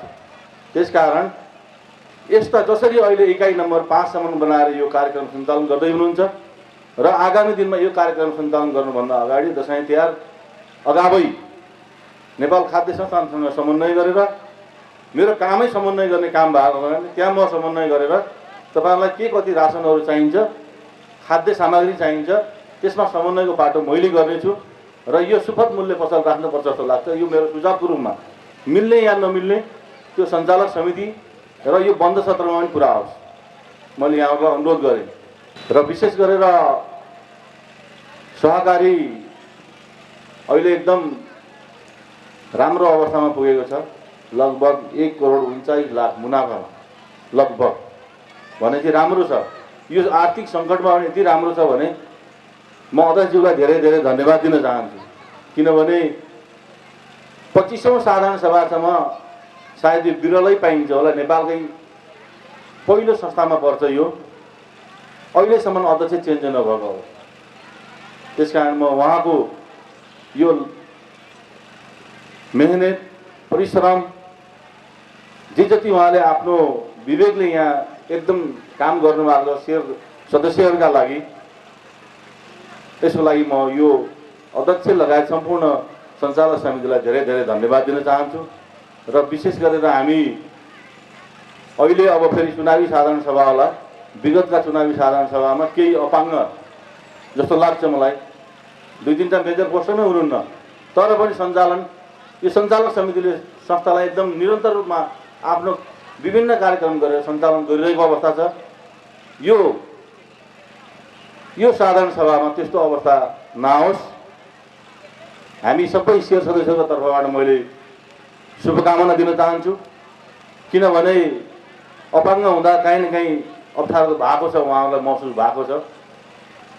विविध कारणले गर्दा अहिलेको यो चुनावी साधारण सभामा त्यस्तो नहोस्।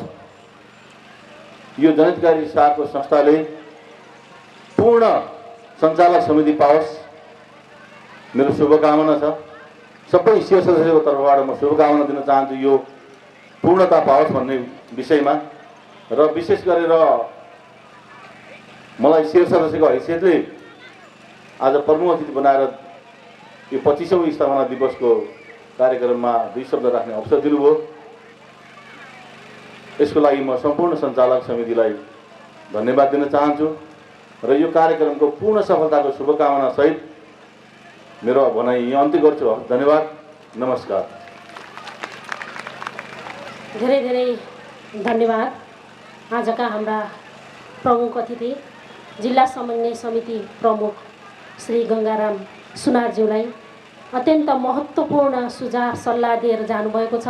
पक्कै पनि हामी यो सल्लाह र सुझावलाई छलफल गरेर एउटा निचोडमा पुग्नेछौँ, जसले गर्दा सहकारी संस्था अझ दिगो रहनेछ, अझ सहकारी संस्था अगाडि बढ्नेछ, आफ्नो उद्देश्यलाई पुरा गर्नेछ। अब भने पालो रहेको छ मायाको चिनो हस्तान्तरण गर्ने कार्यक्रम। मायाको चिनो हस्तान्तरण गरिदिनु हुनका लागि संस्थाका अध्यक्ष श्री हरिहरनाथ योगीज्यूलाई हार्दिक अनुरोध गर्दछु। साथै ग्रहण गरिदिनु हुनका लागि आजका हाम्रा प्रमुख अतिथि जिल्ला समन्वय समिति प्रमुख श्री गङ्गाराम सुनारज्यूलाई हार्दिक अनुरोध गर्दछु।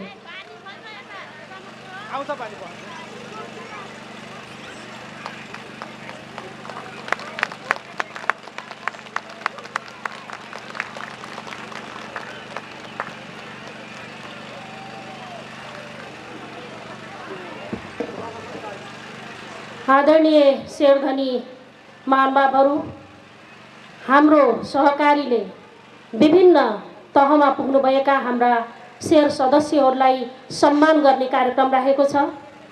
समयका बावजुद हामीले यो सम्मान गर्ने कार्यक्रम गर्न आज अवसर मिलेको छ। हाम्रा प्रमुख अतिथि श्री गङ्गाराम सुनारज्यूलाई हामीले सम्मान गरेका छौँ। जनहितकारी बचत तथा ऋण सहकारी संस्था लिमिटेड हार्दिक बधाई एवं शुभकामना।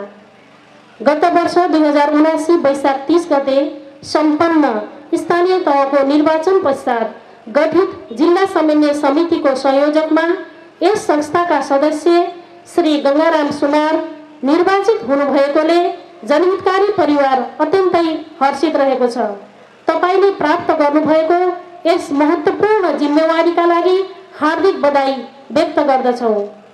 जिल्लावासीको सुख र समृद्धिका लागि तपाईको यो कार्यकाल प्रशंसनीय बन्ने शुभेच्छा सहित शुभकामना व्यक्त गर्दछौँ। यो हस्तान्तरण गरिदिनु हुनका लागि हाम्रा अध्यक्ष श्री हरिहरनाथ योगीजीलाई हार्दिक अनुरोध गर्दछु। साथै ग्रहण गरिदिनु हुनका लागि गङ्गाराम सुनारज्यूलाई हार्दिक अनुरोध गर्दछु।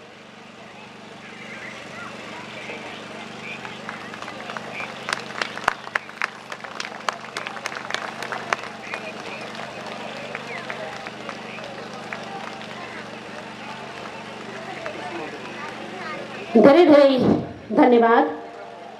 अब हामी उद्घाटन सत्रको अन्तिम चरणमा आइसकेका छौँ। जनहितकारी बचत तथा ऋण सहकारी संस्थाको 25औं वार्षिक साधारण सभा एकाइ 4 अन्तर्गत आज हामी सनराइज बोर्डिङ स्कुलको प्राङ्गणमा रहेका छौँ। यो उद्घाटन समारोहको कार्यक्रमलाई समापन गरिदिनु हुनका लागि जनहितकारी बचत तथा ऋण सहकारी संस्थाका अध्यक्ष एवं आजको कार्यक्रमका सभाध्यक्ष श्री हरिहरनाथ योगीज्यूलाई हार्दिक अनुरोध गर्दै म पनि केही समयको लागि ओजेल पर्न चाहन्छु। धन्यवाद। धन्यवाद सञ्चालकज्यू। आजको कार्यक्रमका प्रमुख अतिथि लगायत सम्पूर्ण अतिथिगण र उपस्थित सम्पूर्ण आदरणीय शेरधनी महानुभावहरू, हामी अब पहिलो सत्रको कार्यक्रमलाई पूर्णता दिन गइरहेका छौँ।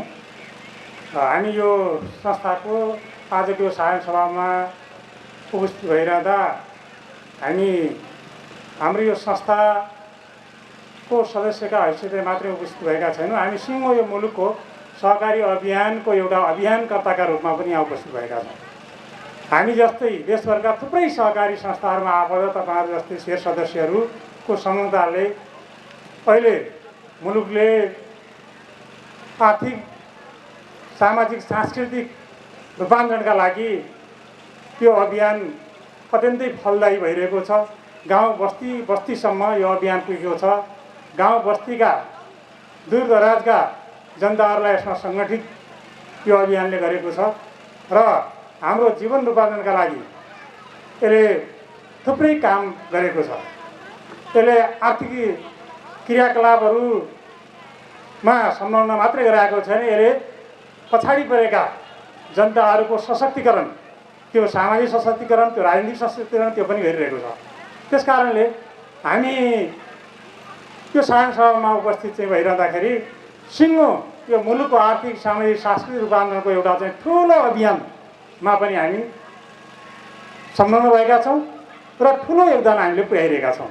त्यस अर्थमा सिङ्गो यो मुलुकको सहकारी अभियानका तर्फबाट पनि यहाँहरू सबैलाई म हार्दिक अभिवादन र धन्यवाद व्यक्त गर्न चाहन्छु।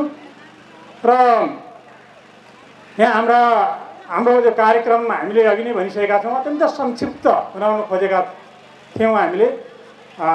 त्यसरी नै हामीले सबै ठाउँमा यी कार्यक्रम त्यसरी नै सञ्चालन गरिरहेका छौँ र आज पनि यहाँहरूले देखिसक्नुभएको छ जम्मा वक्ताहरू 2 जना मात्रै हामीले यहाँ उपस्थित चाहिँ गरायौँ र हाम्रा अतिथि वक्ता उहाँहरू हुन त हाम्रै सदस्यहरू हुनुहुन्छ। उहाँहरूका विचारहरू सुझावहरू हाम्रा लागि अनुसरणीय छन्।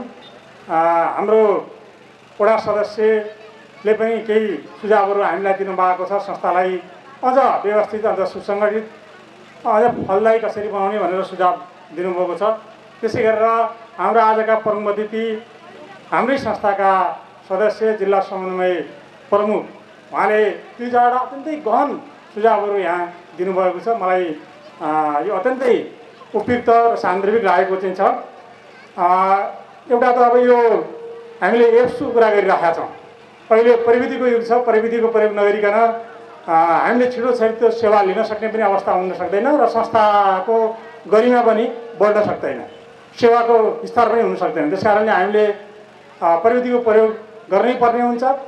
त्यो प्रविधिको प्रयोग हाम्रा सदस्यहरूले कति गर्नुहुन्छ त त्यो चाहिँ प्रश्न चिन्ह छ। अहिले प्रमुखजीले चाहिँ भन्नुभएको कुरा चाहिँ सान्दर्भिक नै छ। धेरै सदस्यहरूले त्यो प्रविधिको प्रयोग गर्न सक्ने अवस्था पनि छ, तर हामीले के गरेका छौँ त भन्दाखेरि हाम्रा सदस्यलाई त्यो एप्स प्रयोग गर्नका लागि सिकाउने काम पनि हामीले गरिरहेका छौँ।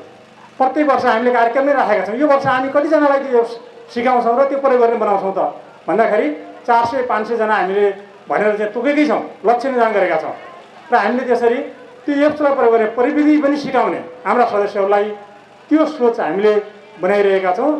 प्रविधि प्रयोग नगरिकन सुखै छैन। एटिएम प्रयोग नगर्दा हाम्रा सदस्यहरूले सबै ठाउँमा सहीले चाहिँ भुक्तानी प्राप्त गर्न सक्नु हुँदैन। जब भुक्तानी सहीसँग प्राप्त गर्न सकिँदैन भने हाम्रै यो सहकारी संस्थामा हामीले बचत गर्ने कुरा पनि अप्ठ्यारो हुनसक्छ।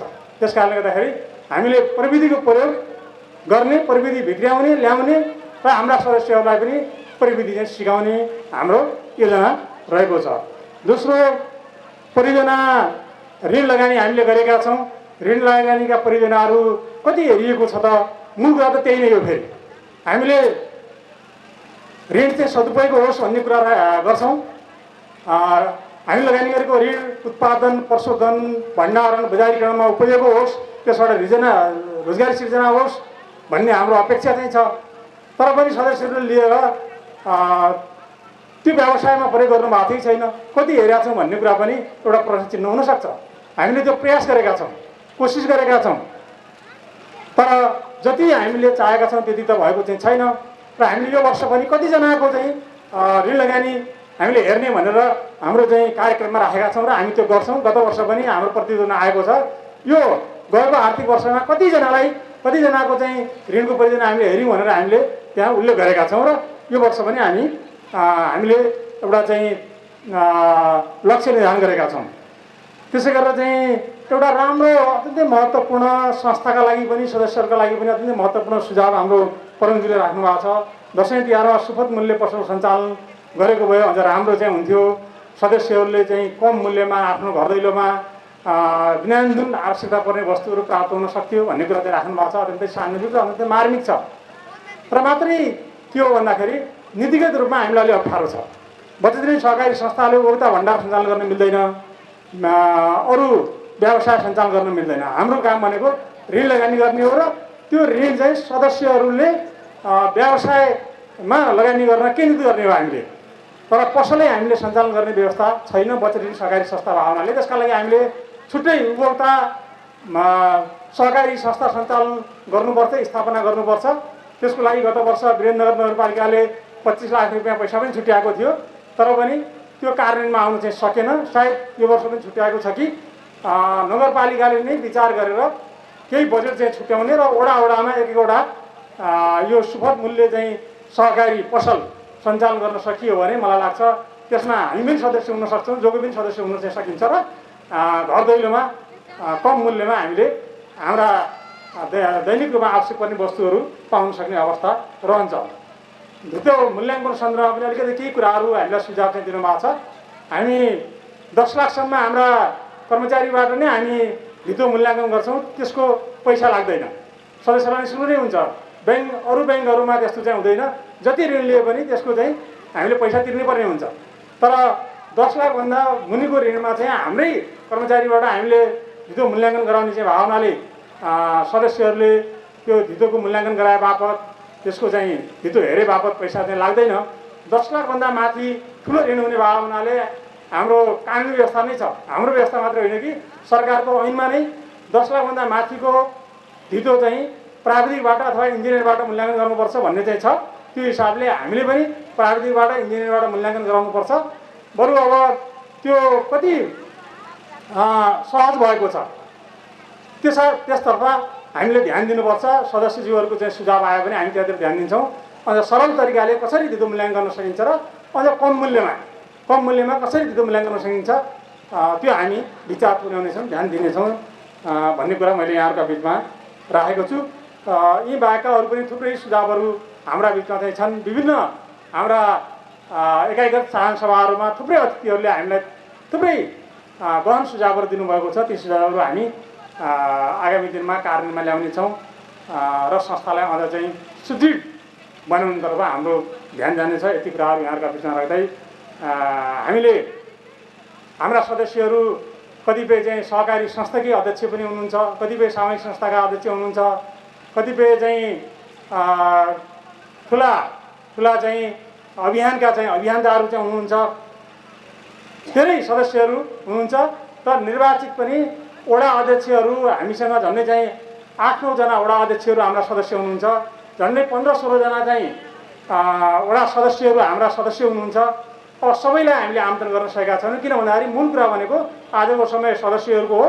धेरै समय सदस्यहरूलाई चाहिँ दिनुपर्छ र ड्यासमा बस्नेहरूले अगाडि बस्नेहरूले थोरै समय लिनुपर्छ भन्ने हिसाबले हामीले थोरै 2 जनालाई मात्र यहाँ मन्तव्य चाहिँ राख्ने व्यवस्था चाहिँ गऱ्यौँ। सबैलाई मन्तव्य राख्न दिन सकेका छैनौँ, सबैलाई आसन गराउन पनि सकेका छैनौँ। हामी अरू संस्थाहरूलाई पनि अरू सरकारलाई पनि के अनुरोध गर्छौँ भन्दाखेरि अब धेरै अतिथिहरू बोलाउने, धेरैलाई मन्तव्य राख्न लगाउने, दिनभरि मन्तव्य मात्र राख्न लगाउने, त्यो झन्झटिलो पट्यारिलो दिक्क लाग्दो चाहिँ साधारण सभा बनाउने कुरालाई अब हामीले अन्त्य गर्नुपर्छ, त्यसलाई न्यूनीकरण गर्नुपर्छ। त्यसका लागि पनि हामीले यो सन्देशका रूपमा यी कार्यक्रमलाई यसरी नै सम्पन्न गरेका छौँ। यसमा कोही कतै कसैलाई चाहिँ अलिकति अप्ठ्यारो महसुस भएको भए पनि यहाँहरूले सहज रूपमा लिदिनुहुनेछ र त्यसका लागि म क्षमा प्रार्थी दिन्छु भन्दै आजको यो हाम्रो उदाहरण सत्र यहीँ समापन भएको जानकारी दिन्छु। धन्यवाद। जय सरकारी, जय जनता।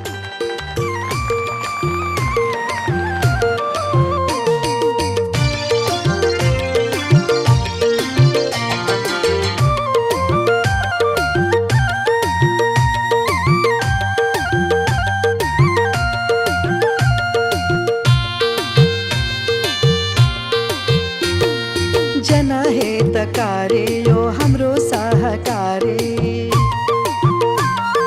जनहितकारी यो हाम्रो सहकारी, आउँदैछ सबतिर छ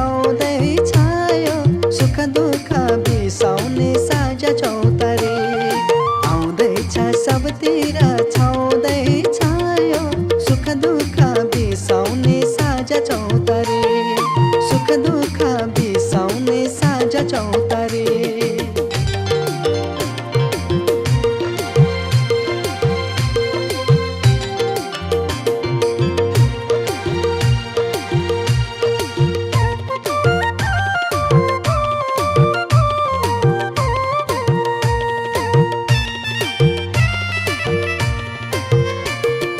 जनताको हित गर्ने जनहितकारी,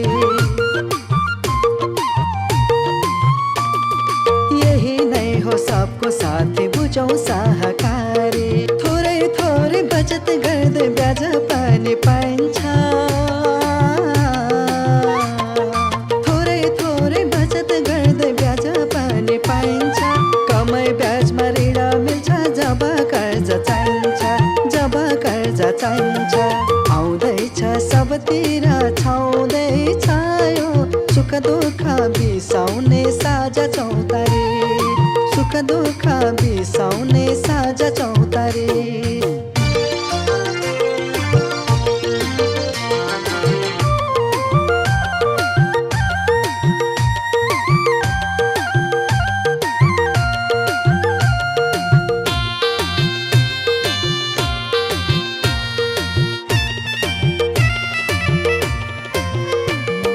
समूहमा काम गर्ने सहकारी मर्म, सबै जुटे के हुँदैन मिलौ गरौ कर्म। महिला र बालबालिका स्वास्थ्य अनि शिक्षा, महिला र बालबालिका स्वास्थ्य अनि शिक्षा। समाजको प्रगति नै सहकारी इच्छा, सहकारी इच्छा। आउँदैछ सबतिर छाउँदैछ यो सुख दुःख बिसाउने